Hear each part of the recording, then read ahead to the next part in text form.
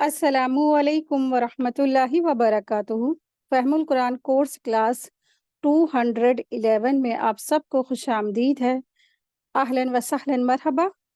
آج کا ہمارا لیسن ہے سورہ مجادلہ سے سورہ ممتحنہ۔ تو الحمدللہ رسول اللہ صلی اللہ علیہ وسلم نے ارشاد فرمایا، عالم اور عابد کو قیامت کے دن اٹھایا جائے گا۔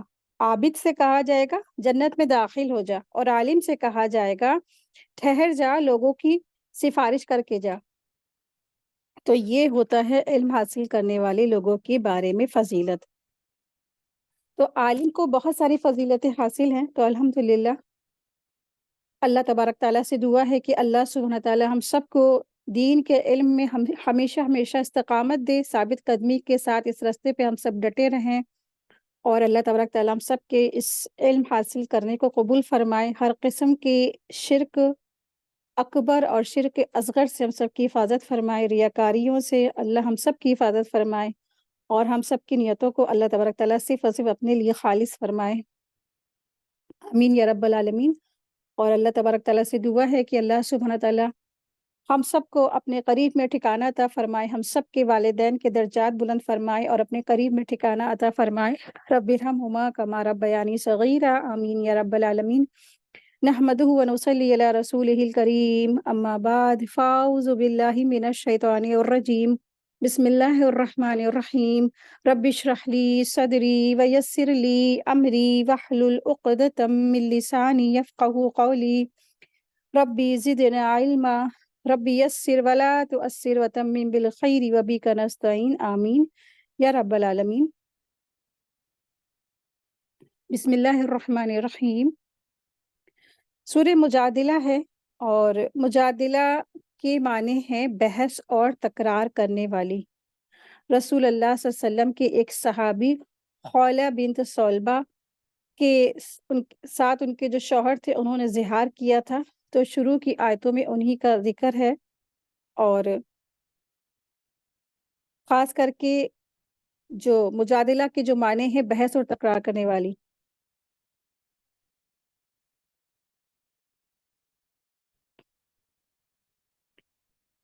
تو مجادلہ کے معنی ہے بحث اور تکرار کرنے والی، اور دراصل جو مجادلہ کرنے والی ایک صحابیہ تھی جن کا نام تھا خولہ بنت صلبہ۔ دراصل ان کے ساتھ ان کے شوہر نے زہار کر لیا تھا، اور زہار دراصل ایک طرح کی ایک قسم کی طلاق ہوتی تھی، اور جس کے بعد جو ہمیشہ کے لیے وہ جو عورت ہے اپنے شوہر کے لیے حرام ہو جاتی تھی، یعنی کہ اس کا کوئی بھی نجات کا ذریعہ ہی نہیں تھا، طلاق رجعی نہیں تھی اس کے اندر، تو اس لیے بہت بڑی طلاق ہوتی تھی۔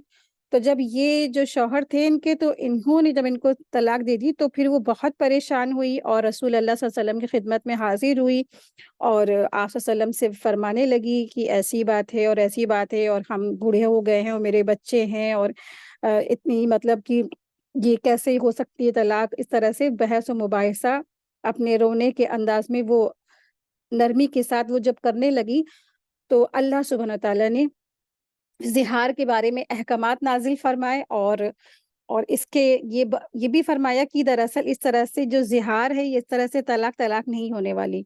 تو اس کے جو بارے میں یہ جو احکامات نازل فرمائے اللہ تبارک تعالیٰ نے، اور منع فرما دیا کہ اس طرح سے زہار نہیں ہوتا، طلاق نہیں ہوتی کسی کے کہہ دینے سے یا سن لینے سے۔ تو اس کے بارے میں انشاءاللہ ابھی آگے ڈیٹیل آ رہی ہے۔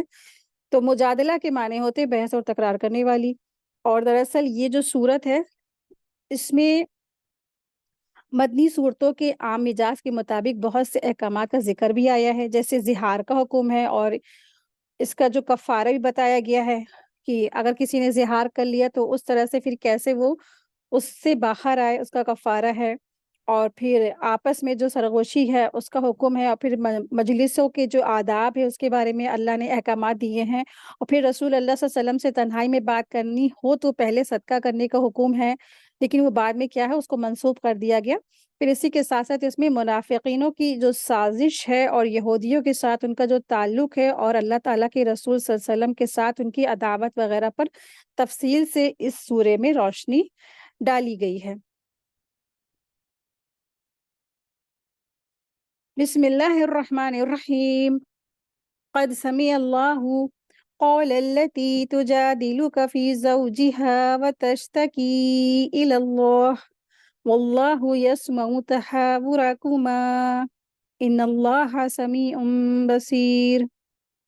یقیناً اللہ تعالیٰ نے اس عورت کی بات سن لی جو تجھ سے اپنے شوہر کے بارے میں بات چیت کر رہی تھی اور اللہ کے آگے شکایت کر رہی تھی۔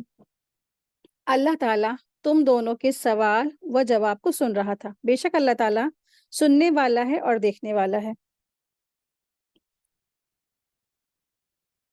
تو اشارہ ہے حضرت خولہ بنت سولبہ کی طرف اور ان کے واقعے کی طرف اشارہ ہے۔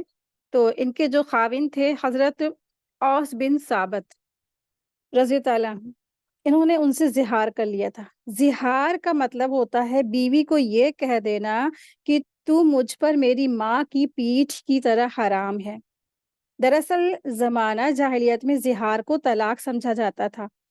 حضرت خولہ رضی تعالیٰ عنہ سخت پریشان ہوئی اور اس وقت تک اس کے بارے میں کوئی بھی حکم نازل نہیں ہوا تھا، اسی لیے وہ نبی صلی اللہ علیہ وسلم کے پاس آئیں تو آپ صلی اللہ علیہ وسلم نے ابھی کچھ بھی مطلب کہ کچھ بھی اس کے بارے میں نہیں بتایا کیا کرنا ہے کیا نہیں کرنا۔ انہوں نے تھوڑا سا توقف فرمایا اور وہ آپ صلی اللہ علیہ وسلم سے بحث اور تکرار کرتی رہیں، جس پر یہ آیات نازل ہوئی جس میں مسئلہ زہار اور اس کا حکم اور کفارہ بیان فرما دیا گیا ہے۔ حضرت عائشہ رضی تعالیٰ عنہا فرماتی ہیں کہ اللہ تعالیٰ کس طرح لوگوں کی باتیں سننے والا ہے۔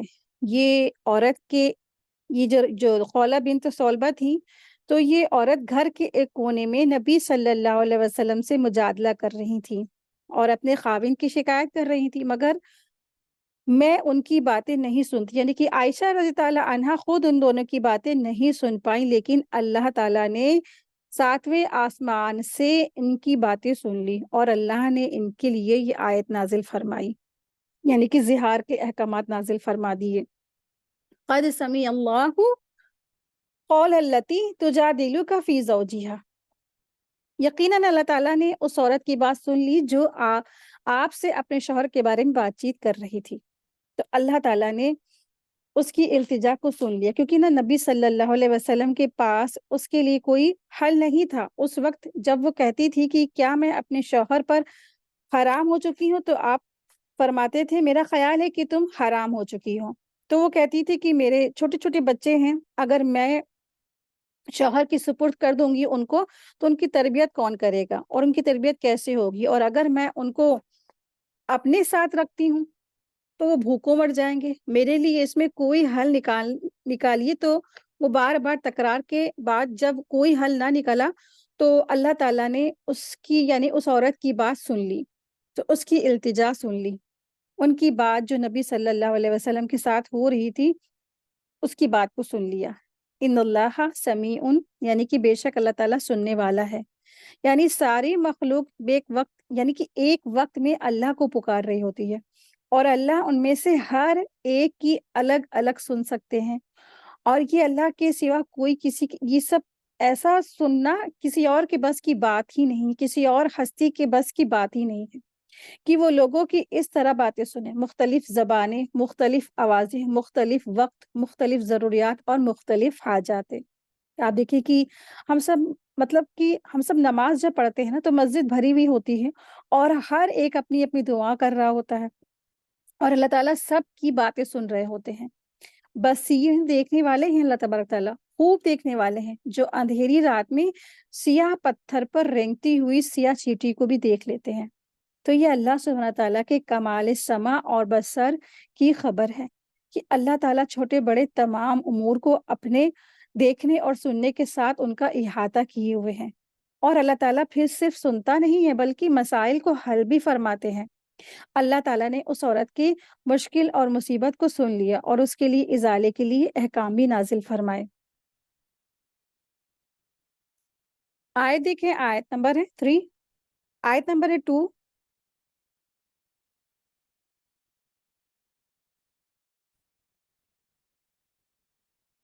تم میں سے جو لوگ اپنی بیوی سے زہار کرتے ہیں یعنی انہیں ماں کہہ بیٹھتے ہیں تو وہ دراصل ان کی مائیں نہیں بن جاتی ہیں، ان کی مائیں تو وہی ہیں جن کے پیٹ سے وہ پیدا ہوئے ہیں، یقیناً یہ لوگ ایک نامعقول اور جھوٹی بات کہتے ہیں، بے شک اللہ تعالیٰ معاف کرنے والا ہے اور بخشش کرنے والا ہے۔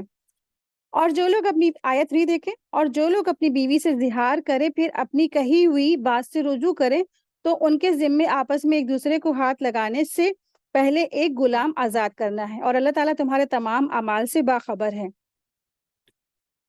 آیت 4، ہاں، جو شخص نہ پائے تو اس کے ذمے 2 مہینے کے لگاتار روزے ہیں، اس سے پہلے کہ ایک دوسرے کو ہاتھ لگائیں، اور جس شخص کو یہ طاقت بھی نہ ہو اس پر 60 مسکینوں کو کھانا کھلانا ہے۔ تو یہ اس لیے ہے کہ تم اللہ اور اس کے رسول کی حکم برداری کرو، یہ اللہ تعالیٰ کی مقرر کردہ حدیں ہیں اور کفار ہی کے لیے دکھ کی مار ہے۔ تو دراصل اللہ سبحانہ تعالیٰ نے یہاں پر ارشاد فرمایا ہے کہ زہار کے مسئلے کے احکامات دیے ہیں۔ تو زہار کرنے سے کوئی عورت کسی کی ماں نہیں بن جاتی ہے، تو ایسی بات دراصل جھوٹ ہے، اور زہار کرنے والا گناہ کا ارتکاب کرتا ہے۔ البتہ سچے دل سے اگر وہ توبہ کر لے تو اللہ تعالیٰ اسے معاف کر دے گا۔ زہار کرنے کے بعد بیوی سے رجوع کیا جا سکتا ہے، البتہ رجوع کرنے سے پہلے کفارہ ادا کرنا ہوگا۔ زہار کا کفارہ یہ ہے، پہلا یہاں پہ یہ پتہ چلتا ہے کہ اللہ سبحانہ تعالیٰ نے ارشاد فرمایا آیت نمبر 2 میں کہ ایک غلام آزاد کرنا ہے۔ پھر دوسرا کفارہ بتایا آیت 3 میں کہ یا تو 2 مہینے کے لگاتار مسلسل روزے رکھنے ہیں، یا پھر چوتھا کفارہ بتایا اللہ سبحانہ تعالیٰ نے آیت 4 میں کہ یا 60 مسکینوں کو کھانا کھلانا ہے۔ ٹھیک ہے، تو پہلا کفارہ کیا ہے؟ ایک مسلمان غلام کو خرید کر آزاد کرنا ہے۔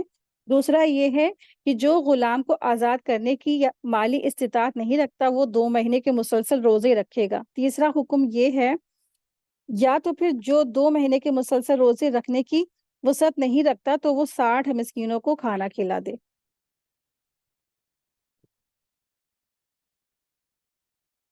آیت دیکھیں، آیت نمبر ہے 5۔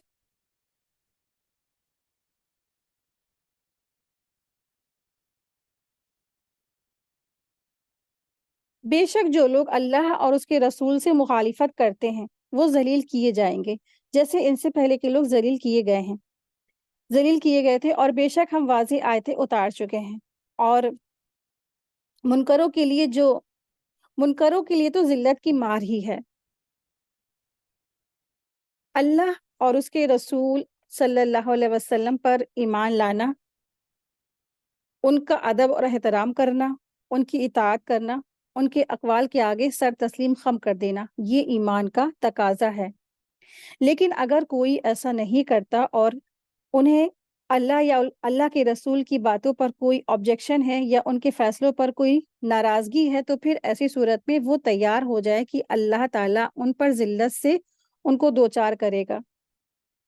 تو یاد رکھیے کہ دنیا میں نا تو ذلت کی بات کی گئی، لیکن آخرت میں جنت سے محرومی کی بات بھی آتی ہے۔ ایک حدیث میں رسول اللہ صلی اللہ علیہ وسلم نے فرمایا میری ساری امت جنت میں جائے گی سوائے اس کے جس نے انکار کیا۔ صحابہ نے عرض کیا یا رسول اللہ، انکار کون کرتا ہے؟ تو آپ صلی اللہ علیہ وسلم نے ارشاد فرمایا جو میری اطاعت کرے گا وہ جنت میں داخل ہوگا، اور جو میری نافرمانی کرے گا یقیناً اس نے انکار کیا۔ اسی طرح اللہ اور اس کے رسول کی مخالفت سے انسان فتنے میں پڑ جاتا ہے۔ آیت دیکھیں، آیت نمبر 6 ہے، جس دن اللہ تعالیٰ ان سب کو اٹھائے گا، جس دن اللہ تعالیٰ ان سب کو اٹھائے گا پھر انہیں ان کے لیے ایک اعمال سے آگاہ کرے گا جسے اللہ تعالیٰ نے یاد رکھا ہے اور جسے یہ بھول گئے، اور اللہ تعالیٰ ہر چیز سے واقف ہے۔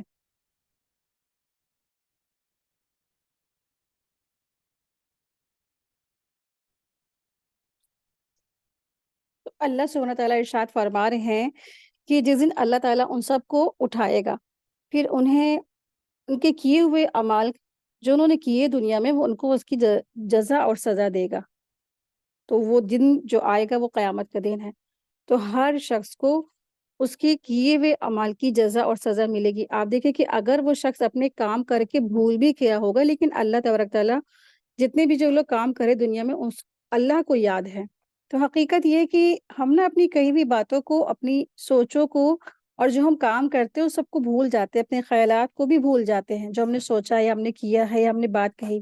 تو انسان چند لمحوں کے اندر اپنی کہی ہوئی بات کو بھی بھول جاتا ہے، اور اسی طرح اعمال جو پاسٹ میں کیے ہوئے ہیں، وہ جو عمل یا ہمارے جو گناہ ہیں یا ہماری نیکیاں ہیں، ہمیں تو کچھ بھی یاد نہیں رہتی ہیں، کیونکہ نا ہم اپنا نامہ اعمال خود ہی ریکارڈ نہیں کر رہے ہوتے ہیں۔ تو اسی طرح قیامت کے دن نا انسان کے سامنے وہ آئے گا جس سے اس کے ہوش اڑ جائیں گے، اور یہ بھی کہ سوچے گا کہ اچھا میں نے یہ بھی کہا تھا، یہ بھی میں نے کہا تھا، یہ بھی میں نے کہا تھا، اس کو خود نہیں پتا چلے گا کہ اتنا اس نے اتنی سارے گناہ کے کام کر ڈالے، اور پھر وہ ان سب کا انکار کرتا چلا جائے گا، لیکن کیا ہے وہ اصل میں اس کا انکار نہیں کر پائے گا، کیونکہ نا اس کے ایک ایک کیے گئے کام کا ریکارڈ ہو رہا ہے، عمل ریکارڈ ہو رہے ہیں۔ تو اللہ تعالیٰ نے ہر چیز کو گن رکھا ہے اور اس کا حساب کتاب کروا رکھا ہے، تو اللہ تعالیٰ نے سب کچھ گن رکھا ہے۔ تو جو جو کام کیے ہیں بھلے انسان بھول گیا، لیکن اللہ تبارک تعالیٰ نے ان سب کو ریکارڈ کر کے رکھا ہوا ہے۔ آیت دیکھیں، آیت نمبر ہے 7۔ کیا تو نے نہیں دیکھا کہ اللہ تعالیٰ آسمانوں کی اور زمین کی ہر چیز سے واقف ہے؟ 3 آدمیوں کا مشورہ نہیں ہوتا مگر اللہ تعالیٰ ان کا چوتھا ہوتا ہے، اور نہ 5 کا مگر ان کا چھٹا وہ ہوتا ہے، اور نہ اس سے کم اور نہ زیادہ کا مگر وہ ساتھ ہی ہوتا ہے، جہاں بھی وہ ہوں پھر قیامت کے دن انہیں ان کے اعمال سے آگاہ کرے گا، بے شک اللہ تعالیٰ ہر چیز سے واقف ہے۔ اللہ سبحانہ تعالیٰ ارشاد فرما رہے ہیں یہاں پر کہ جو بات ہوتی ہے، جو نجوہ ہوتی ہے، جو سرگوشیاں ہوتی ہیں، جو چپکے چپکے باتیں ہوتی ہیں، دراصل جو انسان یہ سمجھتا ہے کہ ہم اکیلے فلاں کی بات کر رہے ہیں اور فلاں کی بات کریں، تو دراصل نہیں، ان جو 2 لوگ بات کر رہے ہوتے ہیں تو تیسرا وہاں پہ اللہ ہوتے ہیں۔ تو یہاں سرگوشی کے متعلق کچھ بات کی گئی ہے۔ تو ہمارے دین میں بنیادی طور پر کانا پھوسی کرنا، کانوں میں باتیں کرنا، اور خصوصاً کسی مجلس میں بیٹھ کر 2 لوگوں کا آپس میں وسپر کر کے اسمائل کرنا، یہ ایک ناپسندیدہ حرکت ہے۔ ہاں، الا یہ کہ کوئی شدید ضرورت ہوئی ہے، کوئی نیکی کا کام ہو جو سب کے سامنے نمایاں نہ کر سکتا ہے، یا انسان کی تو ایسی کوئی کام ہے یا ایسی کوئی صدقہ وغیرہ سو کرنا ہے جو سب کو سامنے نہیں بیان کر سکتا، تو اس کے لیے کیا ہے، رخصت ہے۔ لیکن یہ ہے کہ عمومی طور پر اس چیز سے منع کیا گیا ہے، خاص طور پر اگر مجلس میں 3 لوگ ہوں تو 2 آپس میں باتیں کریں اور تیسرے کو اکیلا چھوڑ دیں، کیونکہ نا یہ چیز اس کو تیسرے کو غمگین کرتی ہے۔ اور جہاں سرگوشی کرنے کے لیے اجازت ہے تو وہاں انسان کو یہ یاد رکھنا چاہیے کہ لوگوں سے چھپا کر جو بات کر رہا ہے اللہ تعالیٰ دیکھ رہا ہے اور وہ سن رہا ہے۔ تو اس لیے انسان کو یہ نہیں سمجھنا چاہیے کہ کسی کے کان میں اگر بات کر دی تو کوئی نہیں سن رہا، تو دراصل فرشتے اس کو سن رہے ہیں، اللہ ان کو سن رہا ہے۔ تو اگر کسی کے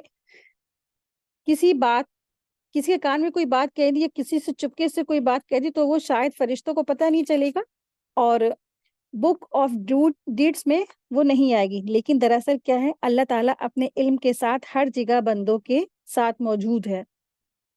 تو 2 جو بات کر رہے ہوتے تو تیسرا اس میں اللہ ہوتا ہے، 4 لوگ بات کر رہے ہوتے تو 5واں اس میں اللہ ہوتا ہے۔ تو اس سے پتہ چلتا ہے اللہ تبارک تعالیٰ بندوں کی ہر بات سے باخبر ہے۔ تو مجلس کے آداب بتائے گئے ہیں کہ مجلس میں جب آپ کسی جگہ بیٹھے ہیں اور گروپ میں بیٹھے ہوئے ہیں، تو مثلاً 3 لوگ بیٹھے ہیں، تو کیسے بیٹھیں گے، کیسے بات کرنا ہے؟ تو آپس میں اگر 2 لوگ بیٹھے ہیں تو تیسرے کی بات وہاں نہیں کرنی ہے، کانوں میں جیسے 3 لوگ بیٹھے ہوتے ہیں تو 2 لوگ آپس میں کانوں میں بات کہنے لگتے ہیں، تو اس طرح سے بات نہیں کہنی ہے، یعنی کانا پھوسی نہیں کرنی ہے۔ ہاں، اگر کچھ بات کسی کو کرنی ہی پڑ سکتی ہے یا کوئی پرائیویٹ بات ہے یا کوئی صدقہ خیرات کرنے کی بات ہے یا کوئی نیکی کے کام ہے کرنا ہے، تو پھر کیا ہے، اس تیسرے شخص سے اجازت لے کر کے پھر کان میں بات کہہ سکتے ہیں، تو اس کے لیے رخصت دی گئی ہے، ٹھیک ہے۔ ورنہ کیا ہوتا ہے عموماً جو انسان 2 لوگ آپس میں کان میں بات کر رہے ہوتے، کانا پھوسی کر رہے ہوتے، تیسرا شخص بیٹھا ہے یا 5واں شخص ہے یا چوتھا شخص ہے، تو وہ یہی سمجھ رہا ہوتا ہے شاید میرے بارے میں بات ہو رہی ہے، میری کوئی برائی ہو رہی ہے، میری کوئی ہنسی ہو رہی ہے یا میری کوئی مذاق ہو رہا ہے یا میری ہی بارے میں کوئی بات ہو رہی ہے نا، اس لیے بدگمانی آ جاتی ہے مسلمانوں کے بیچ میں۔ تو اللہ تبارک تعالیٰ نے یہاں پہ ایٹیکیٹ سکھائے ہیں کہ تم نا آپس میں مسلمان کیا ہے، اینٹوں کی طرح ایک دیوار کہ پختگی کب آتی؟ جب آپس میں اینٹیں مل جل کر رہتی ہیں. اگر دیوار میں دراریں آ گئیں، دیوار میں کیا ہے، اینٹیں الگ تھلگ ہو گئے تو دیوار کی مضبوطی ختم ہو جائے گی. تو مسلمان مل کر رہیں، آپس میں کوئی بدگمانی نہ ہو. اور کیا کرنا ہے، اگر تمہیں بات کرنی ہی پڑ جائے تو اجازت لے کر بات کرو. اور ہاں، کیا نہیں کرنا تم کو، کسی کے بارے میں بھی تمہیں کانافوسی نہیں کرنا ہے.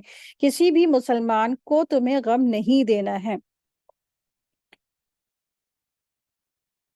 آیت دیکھیں، آیت نمبر 8 ہے.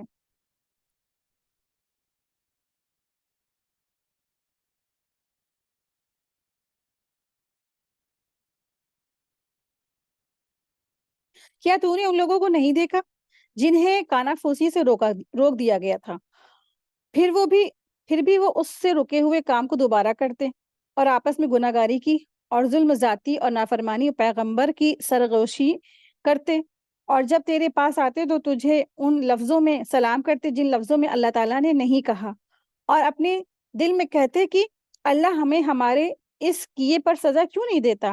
ان کے لیے تو جہنم کافی ہے، جہنم کافی سزا ہے جس میں یہ جائیں گے، سو وہ بہت برا ٹھکانہ ہے. تو یہاں پہ اللہ سبحانہ تعالیٰ نے جو منافقین ہیں ان کے بارے میں تذکرہ فرمایا ہے کہ جو منافق کا جو کام ایسی ہوتا تھا کہ ان کا کام ہی یہی ہے کہ چپکے چپکے سرگوشیاں کرنا. تو مدینے کے اندر دراصل جو یہودی اور منافقین جو لوگ آباد تھے نا، تو بعض وقت مسلمانوں کو دیکھ کر وہ آپس میں ایک دوسرے سے سرگوشیاں کرتے تھے.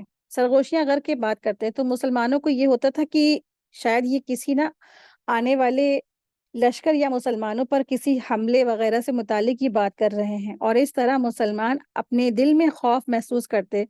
تو اللہ سبحانہ تعالیٰ نے ان لوگوں کو جو یہ حرکتیں کرتے تھے، چپکے چپکے کان میں کانا پھوسی کرتے تھے، مسلمانوں پر ہنستے تھے، اس سے روک دیا گیا ہے. اور یہود خاص طور پر آپ صلی اللہ علیہ وسلم کی مجلس میں آ کر جب آپ صلی اللہ علیہ وسلم کو سلام کہتے تو السلام علیکم کہنے کی بجائے سلام علیکم کہتے، جس کا مطلب یہ ہوتا تھا نعوذ باللہ آپ پر موت واقع ہو جائے. یعنی ہم پیغمبر کے ساتھ اتنی بڑی بری حرکت کر لیتے تو ہمارا کچھ نہیں ہوتا، اور اس پر وہ دلیر بھی ہو جاتے. یعنی وہ کہتے تھے کہ جب ہم اتنی بڑی بات کہہ دیتے نعوذ باللہ آپ صلی اللہ علیہ وسلم پر موت واقع ہو، تو اس کے باوجود بھی ہمیں کچھ نہیں ہوتا. تو پھر اس کے باوجود کیا ہوتے، وہ اور دیدہ دلیری میں آگے بڑھتے چلے جاتے. تو سلام جو ہے یہ اسلام کی نمایاں خصوصیت ہے. سلام اللہ کا نام بھی ہے، مسلمان کا مسلمان پر حق بھی ہے، اور مسلمان کی گفتگو کا آغاز سلام ہی سے ہونا چاہیے. سلام میں پہل کرنے والا افضل ہوتا ہے. آپ جس کو نہیں بھی جانتے ہیں اس کو بھی سلام کرے، اور سلام کے ذریعے سے انسان خوب خوب نیکیاں بھی کما سکتا ہے. تو سلام انسان کو کیا کرنا چاہیے، خوب کرنا چاہیے ایک دوسرے کو. آپ کو پتہ ہے کہ صحابہ کا عمل کیا تھا؟ صحابہ کا عمل تو یہ تھا کہ سلام کرنے کے لیے وہ کیا کرتے تھے، درختوں کے پیچھے چلے جاتے تھے، اور درخت کے جیسے ہی باہر آتے تھے وہ ایک دوسرے کو سلام کرتے تھے.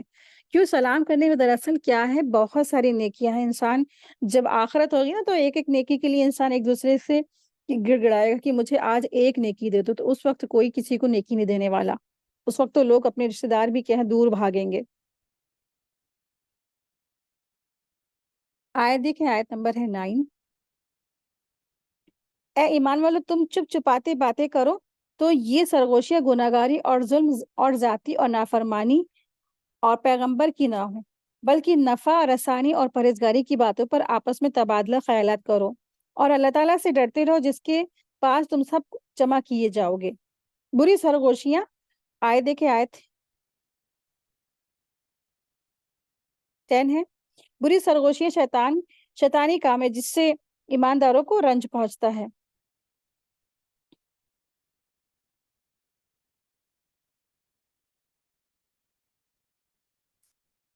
کوئی اللہ تعالیٰ کی چاہت بغیر وہ انہیں کوئی نقصان نہیں پہنچا سکتا. ایمان والوں کو چاہیے کہ اللہ کی ہی اوپر بھروسہ رکھیں.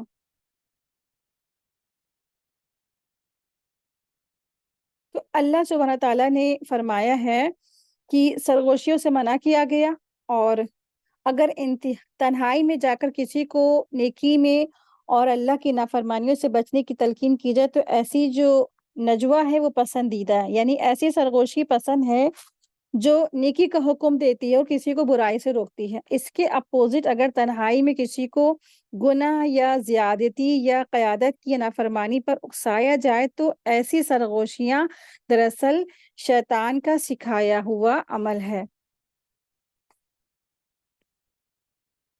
آپ دیکھیں کہ ہمیں کتنے زبردست اللہ تبارک تعالیٰ نے احکامات دیے ہیں، اور خاص کر کے بات چیت کے معاملے میں۔ یہ جو بات چیتیں ہوتی ہیں، جو ہم لوگ باتیں کرتے ہیں اور جب ہم یوں ہی سمجھتے کہ یہ بس کچھ نہیں، بس ایسے ہی ہو گئی، تو دیکھیے کتنی زبردست اللہ نے احکامات دی، یعنی کہ کانا پھوسی یا چپے چپے باتیں بھی نہیں کرنی ہیں ایک مسلمان کو دوسرے مسلمان کے خلاف میں۔ اور ہمارا کیا رویہ ہوتا ہے؟ ہم سب تو ساری زندگی، ہم سب خواتین ہیں نا، ہمارے پاس تو کوئی کام نہیں ہوتا، ہم سب بس کچن سے فری ہوئے، بچے یا شوہر سے فری ہوئے تو ہمارا کام کا آغاز ہی یہی ہوتا ہے کہ بس ادھر کی ادھر کرنا، کانا پھوسیاں کرنا، ان کے راز جاننا، ان کے راز جاننا، ان کو ادھر ٹرانسفر کرنا، ان کے راز ادھر بتانا، بس اس کے علاوہ کچھ نہیں آتا ہے۔ لیکن آپ دیکھیں کہ اللہ سبحانہ تعالیٰ نے منع فرما دیا کہ جو بری سرگوشی ہیں یا ایسی سرگوشیاں جو کسی مسلمان کے دل پہ تکلیف پہنچتی ہے، رنج پہنچتی ہے، اس سے کیا کرنا ہے؟ تمہیں بچنا ہے۔ اور تمہیں کس طرح کی سرگوشی کرنا ہے؟ تمہیں کسی کو اگر تم نیکی کا حکم دیتی ہو یا برائی کا نیکی کا حکم دیتی ہو، برائی سے بچنے کو کہتی ہو، تو پھر کیا ٹھیک ہے ایسی تم باتیں کہو، تنہائی میں کسی کو سمجھاؤ، تو کسی کی اگر نصیحت ہو یا واعظ نصیحت ہو تم کسی کو کر سکتی ہو، لیکن بری سرگوشی سے بچنا ہے انسان کو۔ دیکھیں آیت نمبر 11 ہے، اے مسلمانوں، جب تم سے کہا جائے کہ مجلسوں میں ذرا کھل کر بیٹھو تو تم جگہ کشادہ کر دو، اللہ تعالیٰ تمہیں کشادگی دے گا، اور جب کہا جائے کہ اٹھ کھڑے ہو جاؤ تو تم اٹھ کھڑے ہو جاؤ، اللہ تعالیٰ تم میں ان لوگوں کو جو ایمان لائے ہیں اور جو علم دیے گئے ہیں درجے بلند کرے گا۔ اللہ تعالیٰ ہر اس کام سے جو تم کر رہے ہو خوب باخبر ہے۔ تو اللہ سبحانہ تعالیٰ نے یہاں پر پھر احکامات دیے ہیں، یہاں پر بھی مجلس میں ہی بیٹھنے کے احکامات ہیں۔ تو آداب مجلس کی تفصیل ہے کہ ایمان والوں کو اللہ تبارک تعالیٰ نے آداب سکھائے ہیں کہ انہیں حکم دیا گیا ہے کہ جب مجلس میں ہوں تو کوئی اگر آئے تو ذرا ادھر ادھر ہٹا کر اسے جگہ دے دو بیٹھنے کی، مجلس میں کشادگی کرو، تو اس کے بدلے اللہ تعالیٰ تمہیں کشادگی دے گا۔ اس لیے نا ہر عمل کا جو بدلہ اللہ تعالیٰ ہی کے پاس ہے۔ چنانچہ ایک حدیث میں ہے، جو شخص اللہ تعالیٰ کے لیے مسجد بنا دے تو اللہ تعالیٰ اس کے لیے گھر بنا دے گا جنت میں۔ تو جو شخص مجلس میں آنے والے لوگوں کے لیے کشادگی، یعنی کہ اگر کوئی آ گیا اور جگہ نہیں ہے لیکن آپ کیا تھوڑا سا کھسک گئے، تھوڑا سا دب کے بیٹھ گئے تو کشادگی پیدا کر دی، تو کیا ہے اللہ تعالیٰ آپ کے لیے آخرت میں کشادگی پیدا کر دے گا انشاءاللہ۔ تو اس میں بھی اللہ سبحانہ تعالیٰ نے مسلمانوں کو آداب سکھائے ہیں، اس میں مسلمانوں کو مجلس کے آداب بتلائے جا رہے ہیں۔ جو مجلس کا جو لفظ ہے، یہ جو مجلس کا جو لفظ ہے وہ عام ہے، جو ہر اس مجلس میں شامل ہے جس میں مسلمان کی خیر اور اجر کے اصول کے لیے جمع کیا جاتا ہے، ٹھیک ہے، ہر اچھے کاموں کے لیے، نیکی کے کاموں کے لیے، یا درس ہے یا تدریج ہے یا قرآن کی کلاس ہے یا کسی بھی قسم کی نیکی کے کاموں کے لیے جب سب اکٹھے ہوتے ہیں تو پھر کیا ہے، جیسے وہاں پہ مثلاً کسی کو واعظ نصیحت کی مجلس ہے یا کوئی خطبہ ہے یا اس طرح سے کچھ بھی مجلس ہو رہی ہے، دین کی مجلس ہے، کوئی بھی مجلس ہے، تو کیا کرنا ہے؟ انسان کو سمٹ کر بیٹھ جانا، کشادگی پیدا کرنی ہے۔ تو کھل کر بیٹھو کا مطلب یہ ہے کہ مجلس کا دائرہ وسیع رکھو تاکہ بعد میں جو آنے والے لوگوں کے لیے اس میں کیا ہے، بیٹھنے کی جگہ رہے۔ دائرہ تنگ مت رکھو کہ بعد میں آنے والے کو کھڑا رہنا پڑ جائے، یا کسی بیٹھے ہوئے کو اٹھا کر اس کی جگہ پر بیٹھو، کہ یہ دونوں باتیں ناسائشہ ہیں۔ چنانچہ نبی صلی اللہ علیہ وسلم نے ارشاد فرمایا، کوئی شخص کسی دوسرے شخص کو اس جگہ سے نہ اٹھا کر خود نہ بیٹھ جائے، کہ اس لیے کہ مجلس کے دائرے کو فراخ اور وسیع کر لو۔ یہاں تک یہ بھی ایٹیکیٹس ہیں کہ کسی بھی شخص کو اگر کوئی بیٹھا ہوا ہے نا، اکثر کیا ہوتا ہے کہ بڑے لوگ جو ہوتے بچے کو ہی اٹھا کے بیٹھ جاتے ہیں نا، تو آپ صلی اللہ علیہ وسلم نے کیا فرمایا کہ کسی بھی شخص کو اٹھا کر اس کی جگہ پر خود نہ بیٹھو۔ تو جب بھی مجلس ہو اور آپ دھیان رکھیں کہ ایک تو پہلی چیز کیا ہے کہ جگہ میں کشادگی پیدا کریں، یعنی کہ اگر کچھ جگہ کم لگ رہی ہے تو کیا کریں، سمٹ کے بیٹھ جائیں، یا پھر کیا ہے آگے جو آگے کی جگہ ہے اس کو پر کر دیں، جو صفیں ہیں اس کو پر کر دیں. یعنی کہ کبھی بعض وقت ایسا ہوتا ہے کہ آگے جگہ خالی پڑی ہوتی ہے، پیچھے سب لوگ بیٹھے ہوتے ہیں، ہجوم بھرا ہوتا ہے، یا پیچھے جگہ خالی ہوتی ہے اور کیا ہوتا ہے لوگ کھڑے ہوئے ہوتے ہیں، تو کیا ہے آرام سے اور مطلب کہ چین وائز انسان کو بیٹھنا ہے، اور جگہ ذرا بھی کیا ہے نہ چھوڑے، باقی خالی جگہ نہ چھوڑے، یعنی کہ دوسرے لوگ بھی آ کے وہاں پہ بیٹھ سکے. اس لیے کیا ہے جگہ ویسٹ نہ کرے، کوئی اپنا جیسے پیر پھیلا رہا ہے یا لیٹا جا رہا ہے یا اس طرح سے دوسروں کی جگہ پہ انسان کیا کر رہا ہے بیٹھا جا رہا ہے، کسی کو کھڑا کر کے خود بیٹھا جا رہا ہے، تو ایسا نہیں کرے. تو مجلس میں آداب سکھائے گئے کہ کس طرح سے انسان کو وہاں پر بیٹھنا ہے. تو اللہ سبحانہ تعالیٰ نے یہاں پر ارشاد جو فرمایا ہے، اللہ تمہیں کشادگی دے گا. تو یعنی اس کے صلے میں اللہ تعالیٰ تمہیں جنت میں وسعت و فراخی عطا فرمائے گا. جہاں بھی تم وسعت فراخی طالب ہوگے، تو مثلاً مکان ہے یا رزق میں ہے یا قبر میں ہے، تمہارے لیے اللہ تعالیٰ وہاں پہ تمہیں فراخی دے گا. اگر تم کہیں پہ کیا کرتے ہو، کسی مجلس میں تم لوگوں کے لیے کشادگی پیدا کرتے ہو، اللہ تعالیٰ تمہارے لیے کشادگی پیدا کر دے گا، چاہے وہ دنیا میں ہو چاہے وہ آخرت میں ہو. اللہ سبحانہ تعالیٰ ارشاد فرما رہے آئے دیکھیں، اور جب کہا جائے کہ اٹھ کر کھڑے ہو جاؤ تو تم اٹھ کر کھڑے ہو جاؤ. یعنی جہاد کے لیے، نماز کے لیے یا کسی بھی عمل خیر کے لیے تمہیں اٹھ کر کھڑے ہونے کو کہا جائے تو تم کیا ہے اٹھ کر کھڑے ہو جاؤ. مطلب یہ کہ جب مجلس سے اٹھ کر جانے کو کہا جائے تو فوراً چلے جاؤ. ٹھیک ہے. مسلمان کو یہ حکم اس لیے دیا گیا کہ صحابہ کرام نبی صلی اللہ علیہ وسلم کی مجلس سے اٹھ کر جانا پسند نہیں کرتے تھے، لیکن اس طرح بعض دفعہ ان لوگوں کو تکلیف ہوئی جو نبی صلی اللہ علیہ وسلم سے خلوت تنہائی میں کوئی گفتگو کرنا چاہتے تھے. آیت دیکھیں، آیت نمبر ہے 12.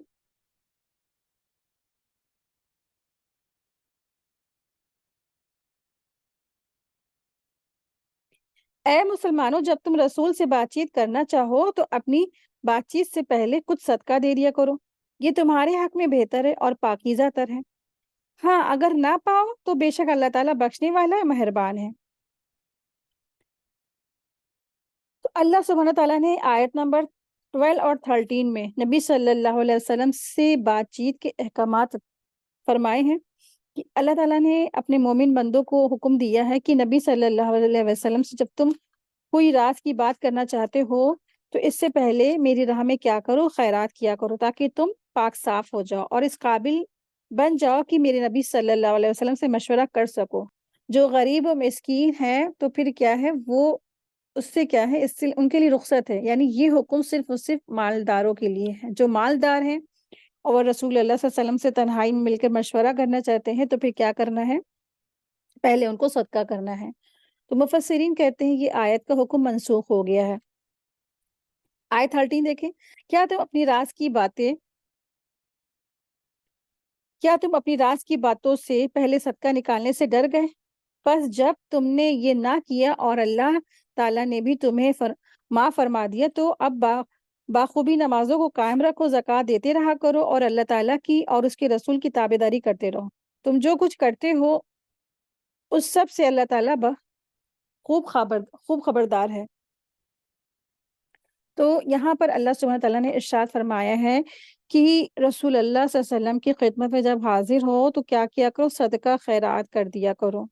دراصل جو منافقین تھے نا، تو وہ منافقین علیحدگی جو مجلس میں آپ صلی اللہ علیہ وسلم سے قریب آ کر سرگوشی کرتے تھے. مقصد لوگوں کو یہ وہ تاثر دینا چاہتے تھے کہ ان کے اور آپ صلی اللہ علیہ وسلم سے قریبی روابط ہے. تو ان کی اس حرکت سے آپ صلی اللہ علیہ وسلم کا وقت ضائع ہوتا تھا اور آپ صلی اللہ علیہ وسلم کو ذہنی کوفت بھی ہوتی تھی. تو اللہ تعالیٰ نے ان کی شرارتوں کے سد و باب کے لیے حکم دیا کہ جو شخص بھی آپ صلی اللہ علیہ وسلم سے تنہائی میں مشورہ یا خفیہ سرگوشی کرنا چاہتا ہے تو وہ پہلے اللہ تعالیٰ کی راہ میں صدقہ دے دے. یہ صدقہ دینا منافقین کے لیے بھاری ثابت ہوا اور وہ اپنی مذموم حرکت سے باز آ گئے. اس کے بعد اللہ تعالیٰ نے صدقہ دینے کا حکم منسوخ فرما دیا. کیونکہ منافقین تو کیا تھے، وہ تو اللہ تعالیٰ کی راہ میں مال خرچ ہی نہیں کرنا چاہتے تھے نا، وہ تو صرف فائدوں کے لیے اسلام میں داخل ہوئے تھے. اب دیکھیں کہ اگر یہ حکم آج ہم لیں تو اس سے کیا پتہ چلتا ہے، جب بھی آپ مدینہ جائیں، رسول اللہ صلی اللہ علیہ وسلم کی جو جہاں پر مسجد نبوی ہے اور روضہ رسول ہے، پھر جب آپ ان کی جو ریاض الجنہ کے پاس جب آپ زیارت کے لیے جاتے ہیں نا، تو پھر کیا کرنا ہے، اس سے پہلے آپ کو صدقہ کر دینا ہے، اللہ تعالیٰ کی راہ میں کچھ مال نکال دینا چاہیے، ٹھیک ہے؟ اور پھر آپ جب وہاں سے آئیں تب بھی کیا ہے، شکرانے کے طور پر اللہ تعالیٰ کی راہ میں صدقہ کر دینا چاہیے۔ تو یہ کیا ہوتا ہے، احسن عمل ہوگا کہ کچھ بھی غلطی یا کچھ ایسی بات کچھ نکل گئی ہو تو اللہ تعالیٰ ہم سے درگزر فرما لے۔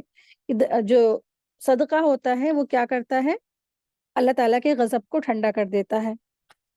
آیت دیکھیں، آیت نمبر 14 ہے۔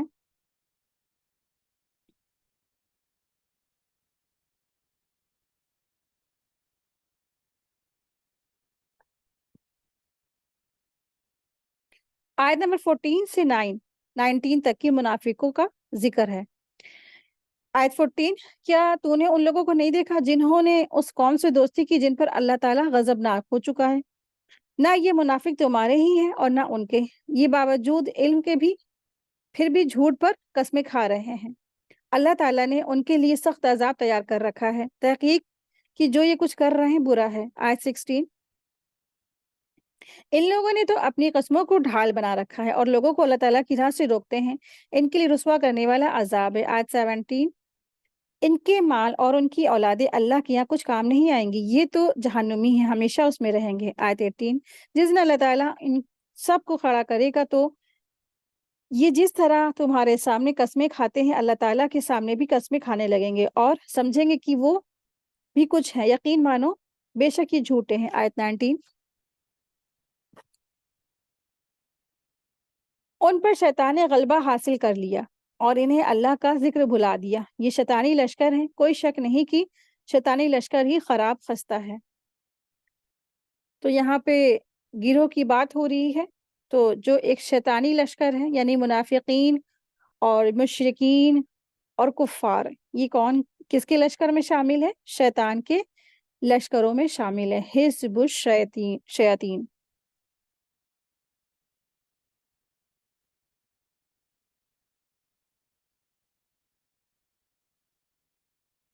آیت دیکھیں، آیت نمبر ہے 20،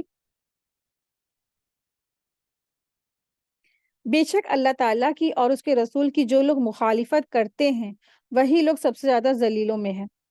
اللہ تعالیٰ لکھ چکا ہے کہ بے شک میں اور میرے پیغمبر غالب رہیں گے، یقیناً اللہ تعالیٰ زوراور ہے اور غالب ہے۔ آیت 22،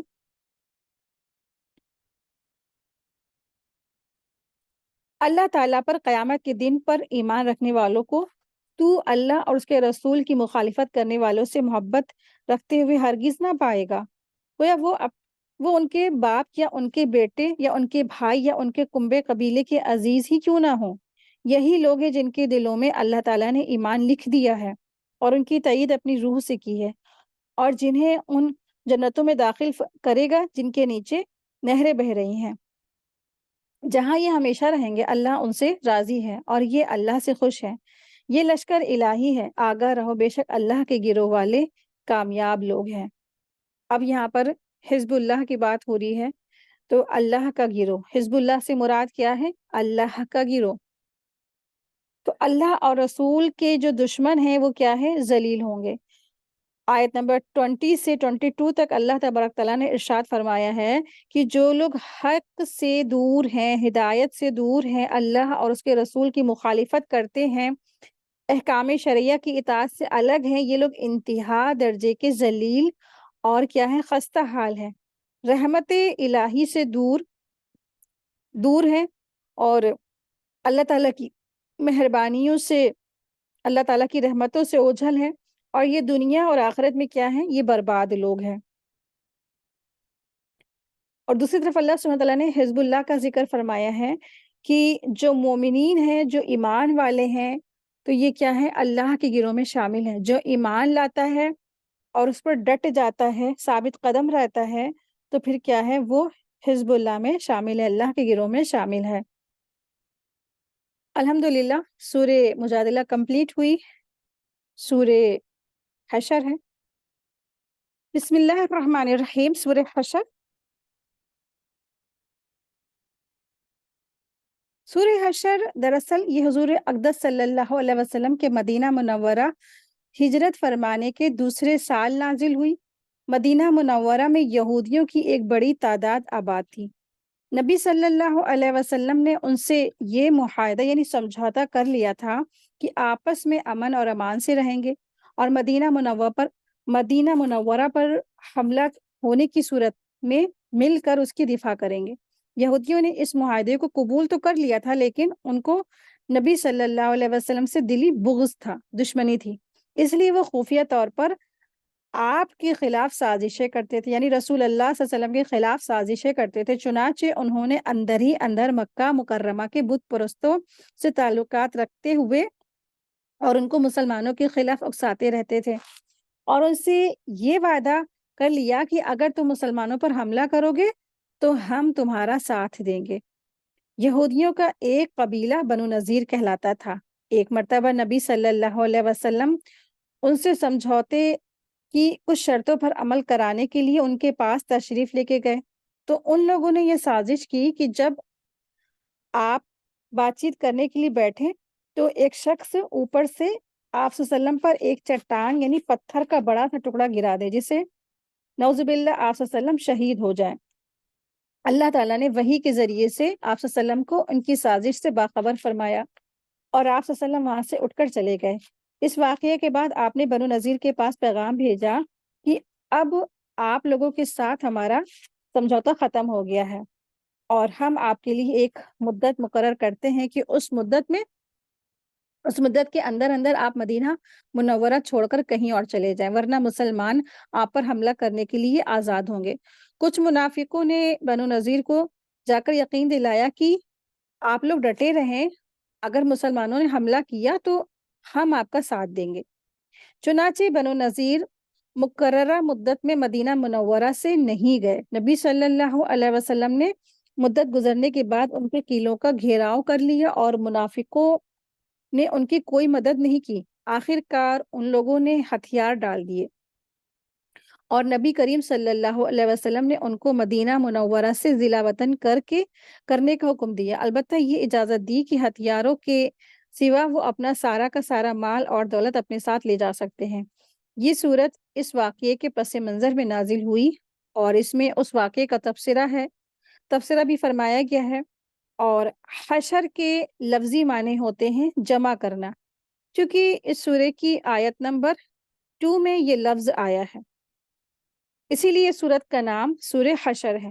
اور کچھ صحابہ کرام رضی تعالیٰ عنہ سے منقول ہے کہ اس سے سورہ بنو نذیر بھی کہا کرتے تھے نا، نیز یہ سورت بنیادی طور پر بنو نذیر کے بارے میں نازل ہوئی ہے۔ تو دراصل یہ سورت کیا ہے؟ یہ سورت مدنی ہے، اس میں 24 آیتیں ہیں اور 3 رکوع ہیں۔ بسم اللہ الرحمن الرحیم۔ آسمانوں اور زمین کی ہر چیز اللہ تعالیٰ کی پاکی بیان کرتی ہے اور وہ غالب ہے اور باحکمت ہے۔ تو اللہ سبحانہ تعالیٰ نے یہاں پر فرمایا ہے کہ ہر چیز اللہ تعالیٰ کی تسبیح کرتی ہے، ہر چیز اللہ کی پاکی بیان کرتی ہے، اور آپ دیکھیں کہ تمام جو مخلوق ہے وہ اللہ تعالیٰ کی کیا کرتی؟ تسبیح کرتی ہے۔ اور تسبیح کرنا دراصل کیا ہے؟ صدقہ ہے۔ ایک بار تسبیح کرنے سے زمین اور آسمان بھر جاتے ہیں۔ 100 بار سبحان اللہ کہنا سورج طلوع ہونے سے اور سورج غروب ہونے سے پہلے 100 اونٹوں سے افضل ہے۔ تسبیح کرنے سے جنت میں درخت لگتے ہیں۔ آپ صلی اللہ علیہ وسلم نے سونے سے پہلے مسلسل تسبیح کیا کرتے تھے اور اس کا کرنے کا عمل فرمایا کہ تم لوگ بھی کیا کرا کرو؟ تسبیح کیا کرو۔ آیت 2 دیکھیں۔ وہی جس نے اہل کتاب کے کافروں کو گھروں سے نکل کر پہلے حشر کی زمین پر لا کھڑا کیا، تمہارا گمان بھی نہ تھا کہ وہ نکلیں گے اور خود بھی سمجھ رہے تھے کہ ان کے سنگین کے لیے انہیں اللہ کے عذاب سے بچا لیں گے، بس ان پر عذاب الہی ایسی جگہ سے آ پڑا کہ انہیں گمان بھی نہ تھا۔ ان کے دلوں میں اللہ تعالیٰ نے رعب ڈال دیا، اپنے گھروں کو اپنے ہاتھوں ہی برباد کرنا شروع کر دیا اور مسلمانوں کے ہاتھوں بھی برباد ہوئے۔ پس اے آنکھوں والا عبرت حاصل کرو۔ تو یہاں پہ وہی غزوہ بنو نذیر کی طرف اشارہ ہے، جو سیرت پڑھ چکے ہیں ان کو اچھی طرح سے معلوم بھی ہوگا، کیونکہ ہم لوگ سیرت میں بھی یہ چیپٹر پڑھ چکے ہیں۔ تو غزوہ بنو نذیر کی طرف اشارہ ہے ان آیت میں۔ تو بنو نذیر نے نبی صلی اللہ علیہ وسلم سے دراصل غداری کی تھی، تو یہاں تک کہ اتنی ان کی جرأت تھی کہ آپ صلی اللہ علیہ وسلم کو قتل کرنے کی بھی سازش کی تھی، تو اسی وجہ سے ان کو مدینے سے نکال دیا گیا، اور جب یہ جانے لگے تو خود اپنے ہاتھوں سے اپنے گھروں، اپنے قلعوں کو توڑ رہے تھے۔ آیت 3 دیکھیں، اور اگر اللہ تعالیٰ نے ان پر جلا وطنی کو مقدر نہ کر دیا ہوتا تو یقیناً انہیں دنیا میں ہی عذاب دیتا، اور آخرت میں تو ان کے لیے آگ کا عذاب ہے ہی۔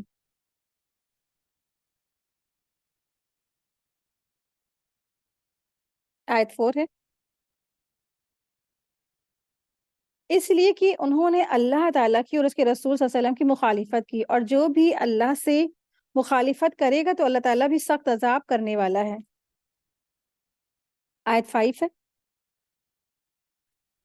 تم نے کھجوروں کے جو درخت کاٹ ڈالے یا جنہیں تم نے ان کی جڑوں پر باقی رہنے دیا، یہ سب اللہ تعالیٰ کے فرمان سے تھا، اور اس لیے بھی کہ بدکاروں کو اللہ تعالیٰ رسوا کرے۔ ما قطعتم من لینتن، لینتن سے مراد کھجور کا درخت ہے۔ جب حضور صلی اللہ علیہ وسلم نے بنو نذیر کے قلعے کا گھیراؤ فرمایا تو آس پاس کے کچھ کھجور کے درخت کاٹنے پڑے تھے۔ اس پر کچھ لوگوں نے اعتراض کیا کہ پھل دار پیڑ کاٹنا مناسب نہیں تھا۔ اس کے جواب میں اللہ تبارک تعالیٰ نے یہ آیت نازل فرمائی کہ جو پیڑ کاٹے گئے ہیں اللہ تعالیٰ کے حکم سے کاٹے گئے ہیں، اور یہ جنگی تدبیر کے طور پر ہے۔ اگر کسی برحق جہاد میں ایسا کرنا پڑ جائے تو اس میں کوئی حرج نہیں ہے۔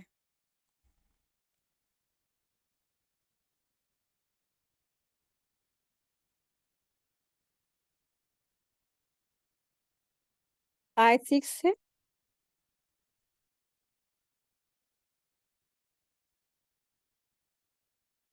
ان کا جو مال اللہ تعالیٰ نے اپنے رسول کے ہاتھ لگایا، جس پر نہ تو تم نے اپنے گھوڑے دوڑائے اور نہ اونٹ، بلکہ اللہ تعالیٰ اپنے رسول کو جس پر چاہے غالب کر دیتا ہے، اور اللہ تعالیٰ ہر چیز پر قادر ہے۔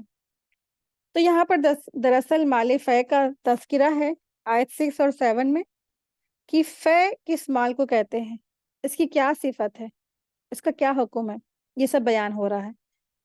تو دراصل فے جو مال ہے وہ کافروں کے اس مال کو کہتے ہیں جو ان سے بنا لڑے بغیر حاصل ہو جاتا ہے، مسلمانوں کے قبضے میں آ جاتا ہے۔ جیسے بنو نذیر کا یہ مال تھا نا، مسلمانوں نے اپنے ان کے لیے گھوڑے نہیں دوڑائے، اونٹ نہیں دوڑائے، یعنی کہ کوئی جنگ نہیں ہوئی، گھوڑے دوڑائے نہیں، اونٹ نہیں دوڑائے، اس سے مراد کسی قسم کی جنگ نہیں ہوئی، اور کفار سے آمنے سامنے کوئی مقابلہ اور لڑائی نہیں ہوئی، بلکہ ان کے دل اللہ نے اپنے رسول کی حبس سے بھر دیے تھے، اور اپنے قلعے خالی کر کے وہ گئے، اور جو قبضے میں آ گئے اسے دراصل کیا کہتے ہیں، فے کہتے ہیں۔ اور یہ مال جو کس کا ہو گیا، نبی صلی اللہ علیہ وسلم کا ہو گیا۔ اب جس طرح چاہے وہ اس سے میں سے خرچ کرے، آپ صلی اللہ علیہ وسلم نے نیکی اور صلہ کے کاموں میں اس سے خرچ کیا۔ آئے دیکھیں، آیت نمبر 7 ہے، جو مال بستیوں والوں کا اللہ تعالیٰ تمہارے لڑے بھیڑے بغیر اپنے رسول کے ہاتھ لگائے وہ اللہ تعالیٰ ہی کا ہے اور رسول کا ہے۔ اور اب یہاں پر جو حصے لگائے گئے ہیں، جو مال فے آیا اس کے کیا ہے، حصے لگائے گئے، کن کن کا مال ہے، کہاں کہاں کس کس کو یہ دیا جائے گا، اس کے بارے میں اللہ سبحانہ وتعالیٰ ارشاد فرما رہے ہیں کہ مال فے کہاں دیا جائے گا۔ تو یہ کہاں دیا جائے گا، جو قرابت والوں کا ہے، یتیموں کا ہے، مسافروں کا ہے، تاکہ تمہارے دولت مندوں کے ہاتھ میں ہی یہ مال بھی نہ رہ جائے، تمہیں جو کچھ رسول دے دے لے لو، اور جس سے روک کے رک جاؤ، اللہ تعالیٰ سے ڈرتے رہا کرو، البتہ اللہ تعالیٰ سخت عذاب کرنے والا ہے۔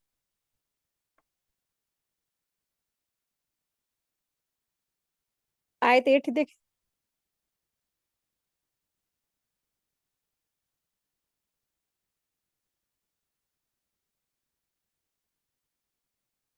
فائے کا مال ان مہاجر مسکینوں کے لیے ہے جو اپنے گھروں سے اور اپنے مالوں سے نکال دیے گئے ہیں، وہ اللہ کے فضل اور اس کی رضامندی کے طلبگار ہیں، اور اللہ تعالیٰ کی اور اس کے رسول کی مدد کرتے ہیں، یہی راست باز لوگ ہیں۔ تو جو مال کا جو فے کا جو مال ہے وہ جو غریب مسکین مہاجرین ہیں ان کے اندر بھی تقسیم ہوگا، دراصل یہ جو مہاجرین تھے نا، وہ ان کے والدین مثلاً کفار ہیں، تو وہ اپنے گھروں سے نکال دیے گئے، اپنے جو پراپرٹی ہے اس سے کیا بے دخل ہو گئے نا، تو پھر اس طرح سے جو یہ مال فہ ہوتا تھا، مال غنیمت ہوتا تھا، ان میں بھی تقسیم ہوتا تھا۔ آیت دیکھیں، آیت نمبر 9 ہے، اور ان کے لیے جنہوں نے اس گھر میں یعنی مدینہ میں اور ایمان میں ان سے پہلے جگہ بنا لی، اپنی طرف ہجرت کر کے آنے والوں سے محبت کرتے ہیں، اور مہاجرین کو جو کچھ دے دیا جائے اس سے وہ اپنے دلوں میں کوئی تنگی نہیں رکھتے، بلکہ خود اپنے اوپر انہیں ترجیح دیتے ہیں، گویا خود کو کتنی ہی سخت حاجت ہو۔ بات یہ ہے کہ جو بھی اپنے نفس کی حرص سے بچے وہی کامیاب اور بامراد ہے۔ تو اس آیت میں دراصل اشارہ ہے انصار کی طرف۔ انصار مدینہ آنے والوں کو اپنے اوپر بوجھ نہیں سمجھتے تھے، اور مہاجرین کو مال کی خواہش نہیں تھی، اور ایسے ہی انصار بھی تھے، وہ بھی مال کے خاطر دین کی خدمت نہیں کرتے تھے۔ اس آیت کے شان نزول میں ایک مشہور واقعہ بیان کیا جاتا ہے۔ نبی کریم صلی اللہ علیہ وسلم کی خدمت میں ایک شخص حاضر ہوا اور کہا، اللہ کے رسول صلی اللہ علیہ وسلم، میں فاقہ زدہ ہوں، میں فاقہ زدہ شخص ہوں۔ تو آپ صلی اللہ علیہ وسلم نے اپنی ازواج کے پاس اسے بھیج دیا، مگر کچھ کھانے کی کوئی چیز نہ تھی۔ تو آپ صلی اللہ علیہ وسلم نے فرمایا، کیا کوئی ایسا شخص ہے جو آج رات اس کی مہمانی کرے، یعنی اس کی مہمانداری کرے؟ تو ایک انصاری صحابہ اٹھ کر کھڑے ہوئے اور کہا، اے اللہ کے رسول صلی اللہ علیہ وسلم، میں اس کی مہمانی کروں گا۔ پھر وہ انہیں اپنے گھر ساتھ لے کے چلے گئے اور اپنی بیوی بچوں سے کہا کہ یہ اللہ کے رسول صلی اللہ علیہ وسلم کے مہمان ہیں۔ غریب، فقیر شخص، فاقہ زدہ، جس کو تھوڑا سا کچھ کھانے کو چاہیے تھا، اس کو مہمان کا درجہ دیا گیا، اور اس کو آپ صلی اللہ علیہ وسلم نے اپنے گھر والوں کے پاس بھیجا، مگر جب کچھ نہ پایا تو پھر انصاری نے اس کو اپنا مہمان بنا لیا۔ آپ دیکھیں کہ کس طرح مسلمان کی عزت کرتا ہے، اور اللہ کے رسول صلی اللہ علیہ وسلم کے دیے ہوئے کام کو اپنی خوش قسمتی اور خوش بختی سے سمجھتا ہے۔ تو انہوں نے اپنی بیوی سے کہا کہ ان سے کوئی چیز بچا کر نہ رکھنا، یعنی گھر میں جو کچھ ہے وہ تم سارا کا سارا لے آنا، ٹھیک ہے؟ تو یہ کہ اللہ کے رسول صلی اللہ علیہ وسلم کے یہ مہمان، تو وہ کہنے لگی، اللہ کی قسم، میرے پاس تو صرف بچوں کا کھانا ہے، اور تو جو کچھ اس کے علاوہ تو گھر میں کچھ بھی نہیں ہے۔ تو انصاری جو صحابی تھے انہوں نے کہا، جب بچے کھانا مانگنے لگے تو انہیں سلا دینا، چراغ بجھا دینا، آج رات ہم بھی بھوکے رہ لیں گے۔ بیوی نے ایسا ہی کیا۔ پھر وہ شخص صبح کے وقت آپ صلی اللہ علیہ وسلم کی خدمت میں حاضر ہوا، تو اللہ تعالیٰ نے، رسول اللہ صلی اللہ علیہ وسلم نے اس کی تعریف فرمائی کہ فلاں مرد اور عورت پر اللہ تعالیٰ کی بہت رضامندی ہوئی، اللہ بہت خوش ہوا، اور فرمایا کہ اللہ تعالیٰ آپ پر مسکرایا۔ اور پھر اللہ تعالیٰ نے یہ آیت نازل فرمائی کہ وہ خود بھوکے رہ کر دوسروں کو کھلاتے ہیں، یہ ہے دین کی سچی محبت، یا اس کی خاطر انسان جس سے محبت کرتا ہے تو ان کے لیے بعض اوقات اپنی ذات کو پیچھے کر کے ان کو آگے کر دیتا ہے، اور جو اپنے نفس شح سے یعنی تنگی سے، بخیلی سے، حرص کی لالچ سے بچا لیا گیا، تو ایسے ہی لوگ دراصل کامیاب ہونے والے ہیں۔ بات دراصل یہ ہے کہ نفس کے خلاف جہاد اور اپنے نفس کے خلاف کوشش جو ہے نا، یہ ایک بڑا مشکل کام ہے۔ انسان بعض اوقات دوسروں کو بہت سمجھاتا ہے اور کہتا ہے، لیکن پھر بھی جب بات اپنے پر آ جاتی ہے تو عمل سے پیچھے رہ جاتا ہے۔ نفس شوق کا علاج یعنی بخیلی کا یا نفس شوق کا علاج کیا ہے؟ رسول اللہ صلی اللہ علیہ وسلم نے ارشاد فرمایا، جو مال خرچ کرنے پر بخیل ہو تو اسے کثرت سے سبحان اللہ و بحمدہ پڑھنا چاہیے۔ یہ اللہ تعالیٰ کے نزدیک سونے کے پہاڑ خرچ کرنے سے زیادہ پسندیدہ ہے۔ اور دوسری بات یہ ہے کہ نبی صلی اللہ علیہ وسلم کو بھی دل کی تنگی کا علاج تسبیح بتایا گیا ہے۔ تو جو لوگ بھی باتوں کی وجہ سے کسی کا دل تنگ ہو جاتا ہے، یا رسول اللہ صلی اللہ علیہ وسلم کا بھی دل لوگوں کی باتوں سے تنگ ہو جاتا ہے، تو اس کا علاج بتایا گیا کہ تسبیح پڑھا کرو۔ تو تسبیح پڑھو، دل کو وسیع کرتا ہے، کھلا کر دیتا ہے، دل کھول دیتا ہے، دل میں آنے والے بخل کے خلاف پھر انسان عمل کر لیتا ہے۔ یہاں پر اللہ سبحانہ تعالیٰ نے انصار جو صحابہ تھے ان کی تعریف فرمائی ہے، اور ایسے یہ لوگ تھے، انصار تو ایسے تھے کہ اپنے اوپر دراصل دوسروں کو ترجیح دیتے، یعنی کہ اپنی ذات کو، اپنے آپ کو پیچھے رکھتے تھے اور دوسروں کو ترجیح دیتے تھے۔ آیت دیکھیں، آیت نمبر 10 ہے۔ اور ان کے لیے جو ان کے بعد آئے، جو کہیں گے کہ اے ہمارے پروردگار ہمیں بخش دے، اور ہمیں ان بھائیوں کو بھی، اور ہمارے ان بھائیوں کو بھی جو ہم سے پہلے ایمان لا چکے ہیں، اور ایمانداروں کی طرف سے ہمارے دل میں کینہ اور دشمنی نہ ڈال، اے ہمارے رب بے شک تو شفقت مہربانی کرنے والا ہے۔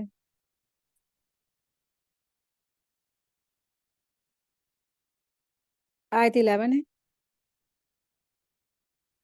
آیت 11 سے 17 تک کی منافقوں کی چال بازیوں کا تذکرہ ہے۔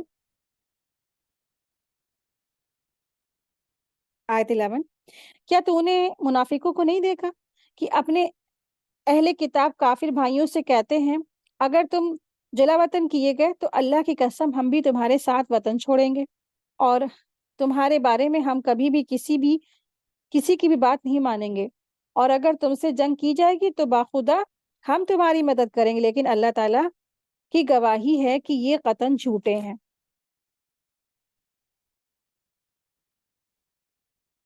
آیت 12،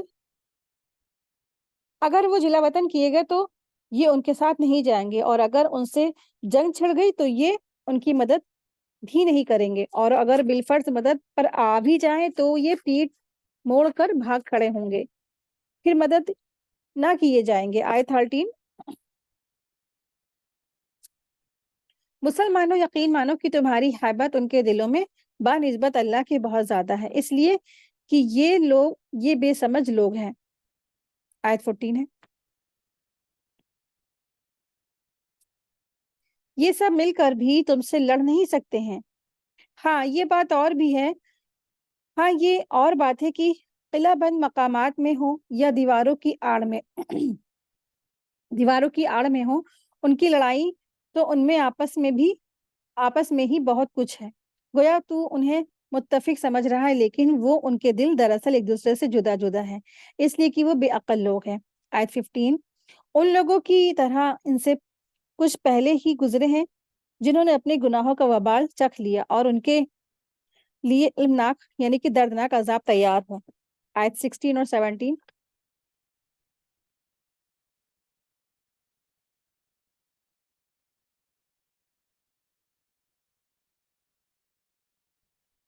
شیطان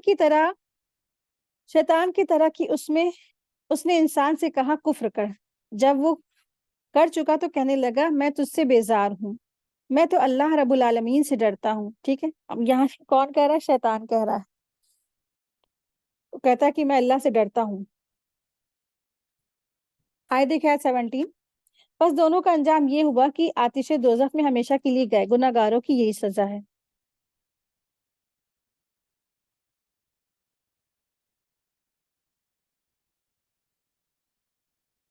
آیت 18 دیکھیں، اے ایمان والو اللہ سے ڈرتے رہو، اور ہر شخص دیکھ بھال لے کہ کل یعنی قیامت کے لیے اس نے اپنے اعمال کا کیا ذخیرہ رکھ چھوڑا ہے، اور ہر وقت اللہ تعالیٰ سے ڈرتے رہو، اللہ تعالیٰ تمہارے سب اعمال سے باخبر ہے۔ اور تم ان لوگوں کی طرح مت ہو جانا جنہوں نے اللہ کے احکامات کو بھلا دیا، تو اللہ تعالیٰ نے بھی ایسا کر دیا کہ وہ اپنے آپ کو بھول گئے، اور ایسے ہی لوگ نافرمان یعنی فاسق ہوں گے۔ آیت 20،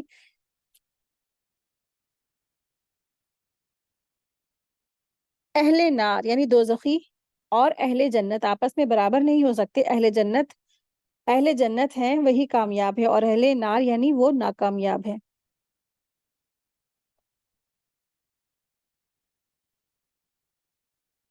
آیت 21 دیکھیں، اللہ سبحانہ وتعالیٰ ارشاد فرما رہے ہیں، لو انزلنا هذا القرآن على جبل لرأيته خاشعا متصدعا من خشية الله وتلك الأمثال نضربها للناس لعلهم يتفكرون۔ اگر ہم اس قرآن کو کسی پہاڑ پر اتارتے تو دیکھتا کہ خوف الہی سے وہ پست ہو کر ٹکڑے ٹکڑے ہو جاتا ہے۔ ہم ان مثالوں کو لوگوں کے سامنے بیان کرتے ہیں تاکہ وہ غور و فکر کریں۔ اللہ رب العزت فرماتے ہیں کہ اگر نہ ہم یہ قرآن کسی پہاڑ پر نازل کرتے تو یہ پہاڑ کیا ہو جاتا، ریزہ ریزہ ہو جاتا۔ تو اس آیت میں قرآن کریم کی عظمت اور شان کا بیان کیا جا رہا ہے کہ یہ جو کتاب ہے نا، جسے سن کر لوگوں کے دلوں میں اللہ کی خشیت پیدا ہونی چاہیے اور ان کے اوپر رقت ہونی چاہیے۔ آپ کو پتہ ہے کہ جو ابو بکر رضی تعالیٰ عنہ تھے، جب وہ قرآن پڑھتے تھے صرف روتے تھے، صرف روتے تھے۔ ہمارا کیا رویہ ہے؟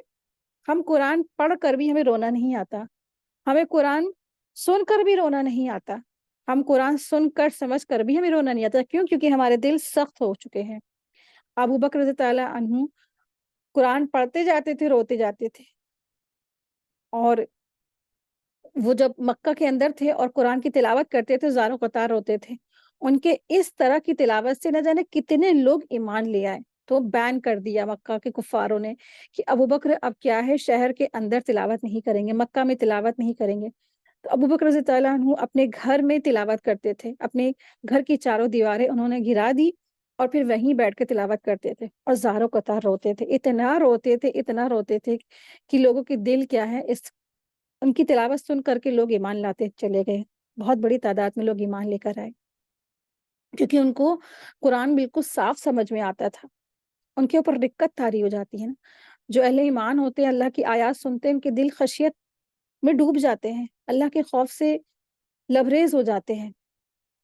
تو جو قرآن سن کر اگر انسان کو رونا نہ آئے تو سمجھ لیجیے کیا ہے کہ دلوں کی سختی کی علامت ہے۔ تو اللہ ہم سب کو دل کی سختی سے محفوظ رکھے۔ تو یہ جو قرآن ہے نا، اس سے لوگوں کے دلوں میں خشیت پیدا ہوتی ہے، رقت طاری ہونی چاہیے۔ اللہ تعالیٰ نے فرمایا کہ اگر ہم پہاڑوں کو قرآن کی عظمت اور جلال کا ادراک دے دیتے تو انہیں اس میں موجود اوامر اور نواہی کا پابند بنا دیتے، تو وہ اللہ کی عظمت اور کبریائی کے لیے ہر دم جھکے رہتے اور شدت خوف سے ٹکڑے ٹکڑے ہو جاتے۔ لیکن انسان اپنی حقیقت کو فراموش کر گیا، وہ منی کے ایک حقیر قطرے سے پیدا کیا گیا اور وہ اللہ کی قدرت کے سامنے نہایت کمزور ناتواں ہے۔ وہ تکبر و غرور میں مبتلا ہو گیا، اس لیے اس کا دل سخت ہو گیا۔ تو اللہ تعالیٰ نے اس پر رحم کرتے ہوئے پہاڑ کی جو مذکورہ مثال دی تاکہ اس میں وہ غور فکر کرے اور اپنی حالت کو بدلے، تکبر غرور سے وہ باز آ جائے اور اللہ عز و جل کی کبریائی کا تصور کر کے اس سے ہر دم خوف رکھے، خشیت الہی اپنے اندر رکھے۔ سیدنا عبداللہ بن عمر رضی تعالیٰ عنہ بیان کرتے ہیں کہ ممبر تیار ہونے سے پہلے رسول اللہ صلی اللہ علیہ وسلم کھجور کے ایک تنے پر ٹیک لگا کر خطبہ پڑھا کرتے تھے۔ جب ممبر بنا کر رکھ دیا گیا اور رسول اللہ صلی اللہ علیہ وسلم اس پر خطبہ پڑھنے کو کھڑے ہوئے تو اس میں سے رونے کی آواز آنے لگی۔ تو آپ صلی اللہ علیہ وسلم اس کے پاس آئے اور اسے پیار سے اس پر ہاتھ پھیرنے لگے۔ ٹھیک ہے، تو اس سے پتہ چلتا ہے کہ جو چیزیں ہوتی ہیں ان میں بھی کیا ہوتے ہیں، سینس ہوتے ہیں۔ تو اس آیت سے پتہ چلتا ہے کہ قرآن مجید میں دراصل کیا ہے، بار بار انسان کو غور فکر کی دعوت دی گئی ہے، اور یہاں پر بھی قرآن کے بارے میں غور فکر کرنے اور قرآن کا جو اثر ہے زندگی میں یا قرآن کیا چیز ہے اس کے بارے میں غور فکر کی طرف انسان کو ترجیح دلائی گئی ہے۔ تو اسی آیت سے یہ نتیجہ نکالا جاتا ہے کہ اگر کسی کا دل پتھر کی طرح ہو جائے تو اسے قرآن کثرت سے پڑھنا چاہیے، اور تاکہ دل اس کا کیا ہو، نرم ہو جائے اور اس کے اندر اللہ تعالیٰ کی خشیت پیدا ہو جائے۔ اور اس سے ایک اور اہم بات پتہ چلتی ہے کہ پہاڑوں کے اندر بھی کیا ہے، ایک سینس ہوتے ہیں، ایک احساسات ہوتے ہیں، ایک شعور ہوتا ہے، وہ اپنے رب کو پہچانتے ہیں، جانتے ہیں۔ جیسے ہدہد نے اپنے رب کو پہچانا تھا، اور جیسے مسجد نبی میں کھجور کا جو تنا تھا نا وہ رونے لگا تھا، پھر نبی صلی اللہ علیہ وسلم نے کی جدائی اس کو جو ہے برداشت نہیں ہوئی، پھر آپ صلی اللہ علیہ وسلم نے اس کو کیا ہے، اس کو پھر سہلایا تھا۔ تو آپ دیکھیں کہ قرآن پڑھ کر ہماری زندگیاں بدلنی چاہیے، قرآن سن کر کے ہمارے اوپر کیا ہے، رونا آنا چاہیے ہم۔ لیکن اگر جب قرآن ہم سن رہے ہیں اور اس کو اور ہمیں آیتیں بالکل سمجھ میں آ رہی اور رونا نہ آئے تو سمجھ لیے کیا کرنا چاہیے. اگر رونا نہ آئے تو رونے جیسی، صحابہ کہتے ہیں کہ رونا نہ آئے تو رونے جیسی شکل بنا لیا کرو. ٹھیک ہے نا؟ تو یہ ہے قرآن کریم کی عظمت. آیت دیکھیں، آیت نمبر ہے 22.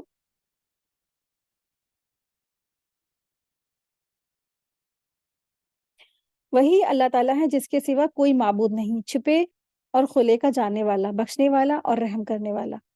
وہی ہے جو جس کے سوا کوئی معبود نہیں ہے، بادشاہ ہے، نہایت پاک ہے، سب عیبوں سے صاف، امن دینے والا، نگہبان، غالب، خود مختار، بڑائی والا. پاک ہے اللہ ان چیزوں سے جنہیں یہ اس کا شریک بناتے ہیں. آیت دیکھیں، آیت نمبر 24 ہے.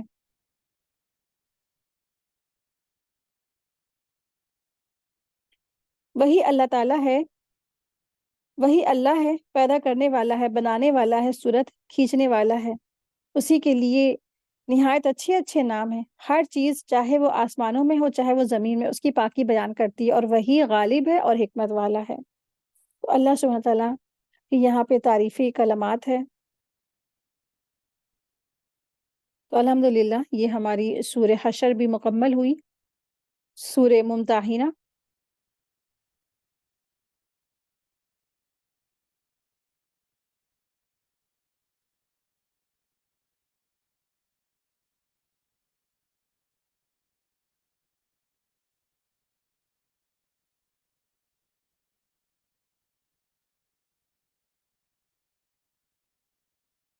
ممتحنہ دراصل اس کے معنی ہوتے ہیں، ممتحنہ یعنی جس کی آزمائش کی گئی، یعنی جس کا امتحان لیا گیا.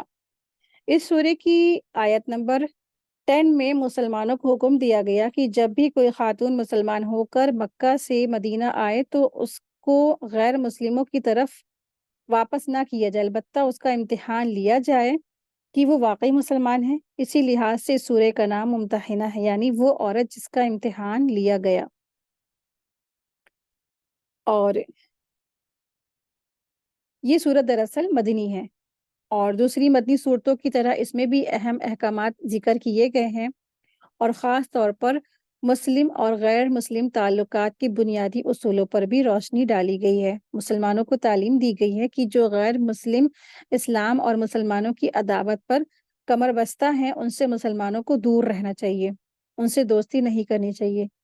جن مسلمان مردوں کی جو بیویاں ہیں مکہ میں رہ گئی تھیں، اور جو مسلمان عورتیں غیر مسلموں کے نکاح میں تھی اور وہ مدینہ آئیں گی تو ان کے ساتھ کیا معاملہ ہونا چاہیے، اس پر بھی روشنی ڈالی گئی ہے. حضرت ابراہیم علیہ السلام کا اسوہ حسنہ پیش کیا گیا ہے. تو الحمدللہ سورہ ممتحنہ کی انٹرو تھا. بسم اللہ الرحمن الرحیم. اے وہ لوگوں جو ایمان لائے ہو، میرے اور خود اپنے دشمنوں کو اپنا دوست نہ سمجھو. تم تو محبت کی بنیاد ڈالنے کے لیے ان کی طرف پیغام بھیجتے ہو، اور وہ اس حق کے ساتھ جو تمہارے پاس آ چکا ہے کفر کرتے ہیں. پیغمبر کو اور خود بھی تمہیں بھی محض اسی وجہ سے جلا وطن کرتے ہیں کہ اپنے پروردگار اللہ پر ایمان رکھتے ہو.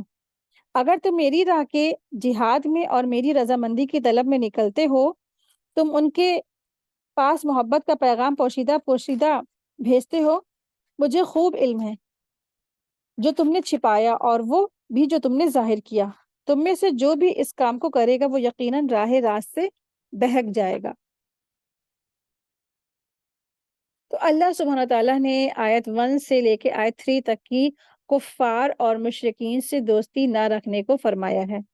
ٹھیک ہے، آپ نے دیکھا ہوگا کہ کتنے ایسے دوست ہیں جو کفار ہوتے ہیں اور پھر کیا کرتے ہیں، اپنے مسلم دوستوں کو غرولا دیتے، بہکا دیتے ہیں اور ان کے دین سے دور کر دیتے ہیں، کیونکہ نا ان کے دلوں میں قدورت بھری ہے اسلام کے لیے، اللہ کے لیے، رسول اللہ صلی اللہ علیہ وسلم کے لیے، سب بغض رکھتے ہیں. آیت دیکھیں، آیت نمبر 2 ہے. اگر انہیں تم پر کوئی دسترک کا موقع مل جائے تو وہ تمہارے کھلے دشمن ہیں، اور کھلے دشمن ہو جائے اور برائی کے ساتھ تم پر دست درازی اور زبان درازی کرنے لگ جائیں گے، اور دل سے چاہنے لگیں گے کہ تم بھی کفر کرنے لگ جاؤ. ٹھیک ہے, تو دوستی منع کرنے کی وجہ بتا دی گئی کہ وہ یہی چاہتے ہیں کہ تم بھی کیا کرو, کفر کرو. تو وہ یہ چاہتے ہیں کہ جیسے وہ ہر چیز کی پرستش کرتے ہیں, یہاں تک کہ ایک جانور کے گوبر کی لید کی بھی وہ عبادت کرتے ہیں, تو وہ یہی چاہتے ہیں کہ تم بھی یہی کرو, تم بھی گوبر کی عبادت کرو, گوبر کو کھاؤ, اس سے نہاؤ, اور تم اس کا جو غلاظت ہے وہ پیو, کیونکہ وہ بھی یہی کرتے ہیں. اور تو پھر جب تم ایسے عمل اختیار کر لو گے تو پھر وہی چاہتے کہ تم کیا ہے, تم سے وہ خوش ہیں. جب تم کفر کرنے لگو گے اور تمہارے دنیا اور آخرت سب تباہ ہو جائے گا تو پھر یہ تم سے خوش ہیں. تو آپ دیکھیں کہ ہمیں خوش کس کو کرنا ہے, ہمیں اپنے رب کو خوش کرنا ہے کہ ان حقیر سے انسانوں کو خوش کرنا ہے. تو مسلمانوں کی تو خوشی کس سے مطلوب اور مقصود ہے؟ اللہ تبارک تعالیٰ سے. اللہ راضی ہے تو سب راضی, اللہ نہیں راضی تو ساری دنیا کیا ہے, بالکل بیکار ہے. دراصل ان آیات کا پس منظر یہ ہے کہ حضرت حاتب بن ابو بلتع رضی تعالیٰ کے بارے میں یہ اس صورت کی شروع کی آیتیں نازل ہوئی ہیں. واقعہ یہ ہوا ہے کہ حاتب رضی تعالیٰ مہاجرین میں سے تھے, اور بدر کی لڑائی میں سے آپ نے مسلمانوں کے لشکر کی شرکت کی تھی. ان کے بال بچے اور مال و دولت مکہ میں ہی تھا, اور خود قریش میں سے نہ تھے, صرف حضرت عثمان رضی تعالیٰ عنہ کے حلیف سے تھے.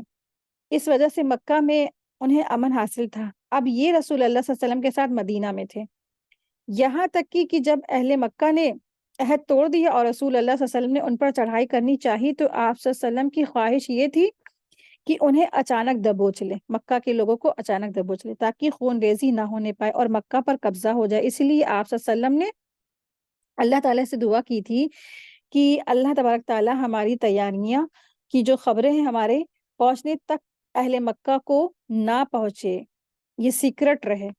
ادھر آپ صلی اللہ علیہ وسلم نے مسلمانوں کو تیاری کا حکم دیا. حضرت حاتب رضی تعالیٰ عنہ نے اس موقع پر ایک خط اہل مکہ کے نام لکھا اور ایک قریشی عورت کے ہاتھ اسے بھیج دیا, جس میں رسول اللہ صلی اللہ علیہ وسلم کے اس جو راز تھا اس کے بارے میں اس خط میں لکھا ہوا تھا. اس ارادے اور مسلمانوں کی لشکر کشی کی خبر اس میں درج تھی, اس لیٹر میں. آپ کا ارادہ اسے صرف یہ تھا کہ میرا کوئی احسان قریش پر ہو جائے, یعنی کہ جو حاتب رضی تعالیٰ عنہ تھے وہ یہ چاہتے تھے کہ ان کا کوئی احسان قریش پر ہو جائے, جس کے باعث میرے جو بیوی بچے ہیں اور مال دولت محفوظ رہے. چونکہ حضور صلی اللہ علیہ وسلم کی دعا قبول ہو چکی تھی اور یہ ناممکن تھا کہ قریشیوں کو کسی ذریعے سے اس ارادے کا علم ہو جائے. اسی لیے اللہ تبارک تعالیٰ نے اپنے رسول صلی اللہ علیہ وسلم کو اس پوشیدہ راز سے مطلع فرما دیا, اور آپ صلی اللہ علیہ وسلم نے اس عورت کے پیچھے اپنے سوار بھیجے. راستے میں اسے روکا گیا اور خط اس سے حاصل کر لیا گیا.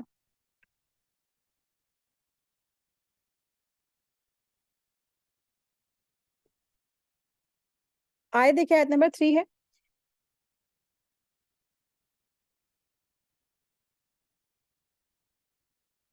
تمہاری قرابتیں, رشتہ داریاں اور اولادیں تمہیں قیامت کے دن کام نہیں آئیں گی. اللہ تعالیٰ تمہارے درمیان فیصلہ کر دے گا, اور جو تم کچھ کر رہے ہو اسے اللہ تعالیٰ خوب دیکھ رہا ہے. تو دراصل حاتب بن ابی بلتع کو بتایا گیا کہ اگر ان سے پوچھا گیا کہ انہوں نے ایسا کیوں کیا, تو انہوں نے فوراً اقرار کر لیا تھا اور عذر پیش کر دیا کہ ان کی اولادیں اور رشتہ دار چونکہ مکہ والوں میں بیچ میں ہے, اور اسی وجہ سے انہوں نے ایسا قدم اٹھایا کہ وہ جو راز تھا اس کے بارے میں وہ جو ہے مکہ کی جو عورت تھی اس کے ذریعے سے وہ مکہ والوں کو پہنچانا چاہ رہے تھے. تو اس طرح سے ان سے پوچھا گیا کہ تم نے یہ جو راز ہے اس کو کیوں لیک کرنا چاہا, تو اس طرح سے انہوں نے جواب دیا کہ مجھے اپنے بیوی بچوں قرابت داروں کی کیا تھی فکر تھی. تو اللہ تعالیٰ نے فرمایا کہ اہل و عیال اور اولاد کی وجہ سے اللہ کی نافرمانی تو قیامت کے دن یہ نہ کچھ بھی کام نہیں آئے گی. اور ہم سب کو یہ بھی سوچ لینا چاہیے کہ بعض اوقات نا انسان غلط کام یا حرام کے مال کماتا ہے, یا صرف اولاد کی خاطر یا بیوی بچوں کی خاطر یا ان کی خوشی رکھنے کی خاطر یا اللہ تعالیٰ کی ناراضگی کے کام کرتا ہے نا. تو آپ دیکھیں, ہمیشہ یاد رکھیں کہ یہ جو مال اور دولت ہے نا, یہ قرابت داری کچھ کام نہیں آئیں گی. آخرت میں تو کیا ہے, ہمارا جو ایمان ہے, ہماری جو نیکیاں وہی کام آئیں گی. تو ایک اصول ہمیشہ یاد رکھیں کہ اللہ کی فرما برداری میں جہاں اللہ کا حکم آ جائے وہاں کسی مخلوق کا حکم نہیں ماننا, اور اللہ تبارک تعالیٰ کی نافرمانی میں کسی اور کی اطاعت نہیں کرنی. یعنی جہاں اللہ کی نافرمانی ہو رہی ہے وہاں اسے رک جانا چاہیے، کسی اور کی بات نہیں ماننی چاہیے۔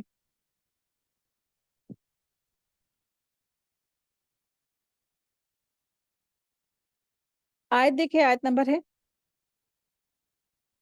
4۔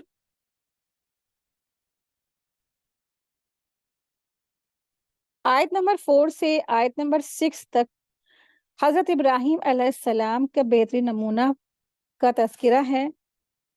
آیت دیکھیں پہلے، آیت 4: مسلمانوں تمہارے لیے ابراہیم میں اور ان کے ساتھیوں میں بہترین نمونہ اور اچھی پیروی ہیں، جبکہ ان سب نے اپنی قوم سے برملا کہہ دیا کہ ہم تم سے اور جن جن کی تم اللہ کے سوا عبادت کرتے ہو ان سب سے بالکل بیزار ہیں، ہم تمہارے عقائد کے منکر ہیں، جب تک تم اللہ کی وحدانیت پر ایمان نہ لاؤ ہم میں تم میں ہمیشہ کے لیے بغض اور عداوت ظاہر ہو گیا۔ لیکن ابراہیم کی اتنی بات تو اپنے باپ سے ہوئی تھی کہ میں تمہارے لیے استغفار ضرور کروں گا اور تمہارے لیے مجھے اللہ کے سامنے کسی چیز کا اختیار بھی کچھ بھی نہیں ہے۔ اے پروردگار، تجھی پر ہم نے بھروسہ کیا ہے اور تیری ہی طرف ہم رجوع کرتے ہیں اور تیری ہی طرف لوٹنا ہے۔ آیت 4، 5 اور 6 دیکھیں۔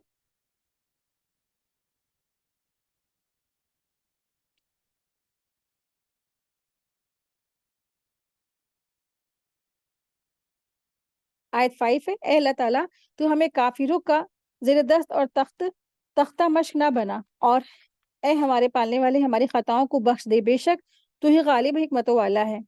آیت 6: یقیناً تمہارے لیے ان میں نیک نمونہ اور عمدہ پیروی ہے، خاص کر ہر اس شخص کے لیے جو اللہ کی اور قیامت کے دن کی ملاقات کا اعتقاد رکھتا ہو۔ اگر کوئی روح گردانی کرے تو اللہ تعالیٰ بالکل بے پرواہ ہے اور وہ سزا وار حمد و ثنا ہے۔ تو دراصل آیت 4 to 6 اللہ تبارک تعالیٰ نے اپنے مومن بندوں کو کفار سے موالات یعنی دوستی اور موالات دراصل نہ کرنے کی ہدایت فرما کر ان کے سامنے ابراہیم علیہ السلام اور ان کے اصحاب کا نمونہ پیش کرا ہے، اور انہوں نے صاف طور پر یعنی ابراہیم علیہ السلام نے صاف طور پر اپنے رشتے، قنبے اور قوم کے لوگوں سے فرما دیا تھا کہ ہم تم سے کیا ہے، بیزار ہیں، جن کی تم عبادت کرتے ہو ہم کیا اس سے بری ذمہ ہیں۔ حالانکہ ان کے رشتے دار تھے نا، اور ان کے باپ دادا تھے، ان کے بھائی تھے، ان کے پورا خاندان کنبہ قبیلہ کیا تھا، مشرک تھا۔ انہوں نے ان سب کو پیغامات دیا، اللہ کی توحید کے بارے میں بتایا، تبلیغ کی، لیکن ان سب کے باوجود وہ لوگ ایمان نہیں لائے۔ پھر سب آخری میں کیا کہا ابراہیم علیہ السلام نے کہ ہم تم سے کیا ہے، بیزار ہیں۔ تو اے اہل مکہ والو، تم ابراہیم علیہ السلام کی اتنی کیا کرتے ہو، رسپیکٹ کرتے ہو، اتنا ان کو درجہ دیتے ہو، بلند درجہ دیتے ہو، ان کی نام ادب سے لیتے ہو، ذرا ابراہیم علیہ السلام کی یہ سیرت پر تو غور کرو کہ انہوں نے تا عمر اپنی جو زندگی گزاری وہ دراصل کس میں گزاری، توحید میں گزاری، اور شرک سے انہوں نے بیزاری کا اختیار کیا۔ آیت 7 دیکھیں: کیا عجب ہے کہ عنقریب ہی اللہ تعالیٰ تم سے اور تمہارے دشمنوں سے محبت پیدا کر دے، سب کچھ رہتے ہیں، اللہ تعالیٰ بڑا ہی غفور الرحیم ہے۔ آیت 8 اور 9 دیکھیں: جن لوگوں نے تم سے مذہبی لڑائی نہیں لڑی اور تمہیں جلا وطن نہیں کیا، ان کے ساتھ سلوک احسان کرنے اور منصفانہ بھلے برتاؤ کرنے سے اللہ تعالیٰ تمہیں نہیں روکتا، بلکہ اللہ تعالیٰ تو انصاف کرنے والوں کو دوست رکھتا ہے۔ اللہ تعالیٰ تمہیں اللہ تعالیٰ تمہیں صرف ان لوگوں کی محبت سے روکتا ہے جو تم سے مذہبی لڑائیاں لڑیں اور تمہیں دیش سے نکال دینے والوں کی مدد کریں۔ جو لوگ ایسے کفاروں سے محبت کریں تو وہ قطعاً ظالم اور بے انصاف ہے۔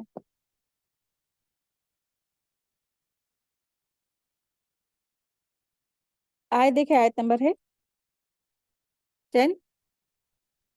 آیت نمبر 10 اور 11 میں اللہ تبارک تعالیٰ نے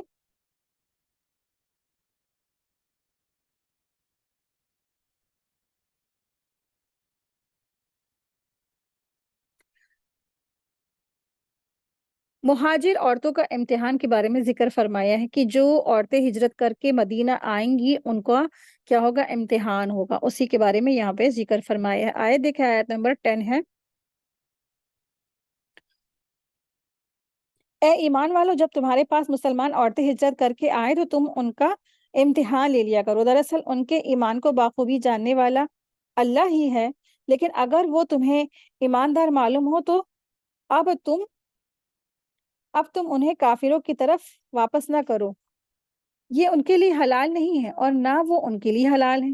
جو خرچ ان کافروں کا ہوا ہو وہ انہیں ادا کر دو، اور ان عورتوں کو ان کے مہر دے کر ان سے نکاح کر لینے میں تم پر کوئی گناہ نہیں ہے، اور کافر عورتوں کی ناموس اپنے قبضے میں نہ رکھو، اور جو کچھ تم نے خرچ کیا ہو مانگ لو، اور جو کچھ ان کافروں نے خرچ کیا ہو وہ بھی مانگ لے۔ یہ اللہ تعالیٰ کا فیصلہ ہے جو وہ تمہارے درمیان کر رہا ہے، اللہ تعالیٰ بڑے علم اور کامل حکمت والا ہے۔ آیت 11 دیکھیں۔ اور اگر تمہاری کوئی بیوی تمہارے ہاتھ سے نکل جائے اور کافروں کے پاس چلی جائے، پھر تمہیں اس کے بدلے کا وقت مل جائے، تو جن کی بیویاں چلی گئی ہیں ان کے اخراجات کے برابر ادا کر دو، اور اللہ تعالیٰ سے ڈرتے رہو جس پر تم ایمان رکھتے ہو۔ دراصل آیت نمبر 10 اور 11 میں اللہ سبحانہ تعالیٰ فرما رہے ہیں، سورت کی تفسیر میں ہے، یہ صلح حدیبیہ کا واقعہ ہے، جو صلح حدیبیہ کا واقعہ مفصل بیان ہو چکا۔ اس صلح میں رسول اللہ صلی اللہ علیہ وسلم اور کفار قریش کے درمیان جو شرعیت یعنی کہ سمجھوتا ہوا تھا، تو ان میں ایک یہ بھی تھا کہ جو کافر مسلمان ہو کر حضور صلی اللہ علیہ وسلم کے پاس چلا جائے، آپ صلی اللہ علیہ وسلم اس سے اہل مکہ کو واپس کر دیں گے، لیکن قرآن کریم نے ان عورتوں کو مستثنی کر دیا، اور جو عورت ایمان قبول کر کے آئے اور فی الواقع ہو بھی وہ سچی ایماندار، تو مسلمان اسے کافروں کو واپس نہیں دیں گے۔ تو اس آیت کا شان نزول یہ ہے کہ حضرت ام کلثوم رضی تعالیٰ عنہا بنت عقبہ بن ابو معیط مسلمان ہو کر ہجرت کر کے مدینہ چلی آئیں۔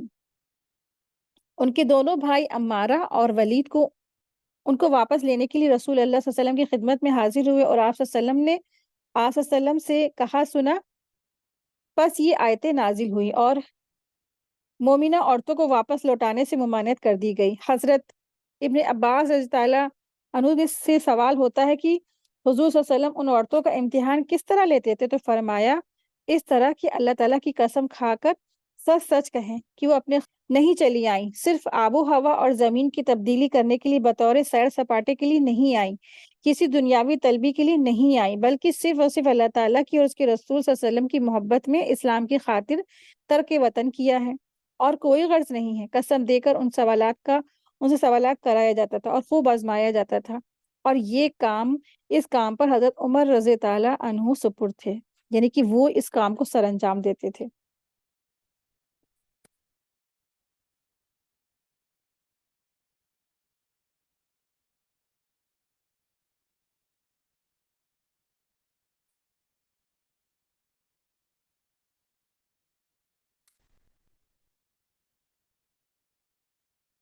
آیت دیکھیں، آیت نمبر 12 ہے۔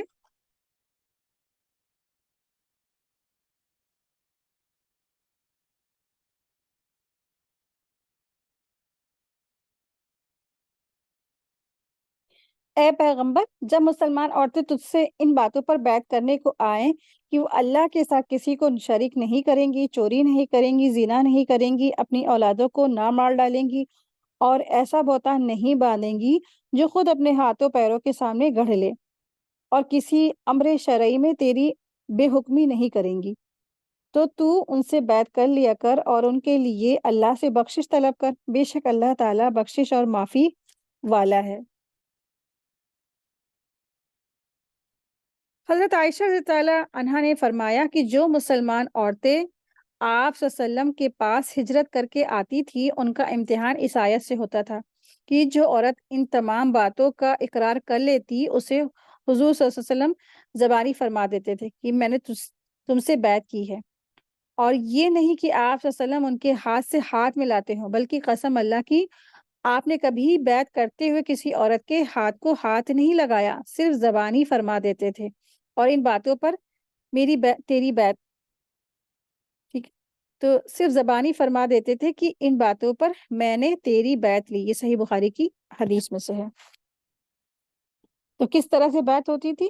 تو دراصل یہ جو بیعت اس وقت لیتے تھے جب عورتیں ہجرت کر کے آتی تھیں، ٹھیک ہے، تو فتح مکہ والے دن بھی آپ صلی اللہ علیہ وسلم نے قریش کی عورتوں سے بیعت لی۔ بیعت لیتے وقت آپ صلی اللہ علیہ وسلم صرف زبان سے عہد لیتے تھے کسی سے بھی ہاتھ نہیں ملاتے تھے۔ تو بیعت میں آپ صلی اللہ علیہ وسلم یہ عہد بھی عورتوں سے لیتے تھے کہ وہ نوحہ نہیں کریں گی اور گریبان چاک نہیں کریں گی، سر کے بال نہیں نوچیں گی اور جاہلیت کی طرح بائنا نہیں کریں گی، اور اس بیعت میں نماز، روزہ، حج، زکوٰۃ وغیرہ کا بھی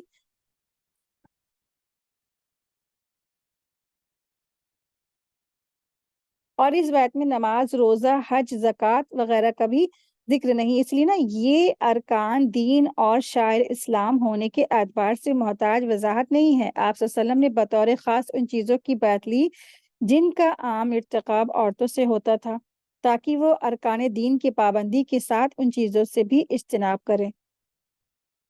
ٹھیک ہے، تو جو چیزیں عورتوں کے اندر خاص ہوتی تھی ان پر کیا ہے، بیعت لی آپ صلی اللہ علیہ وسلم نے۔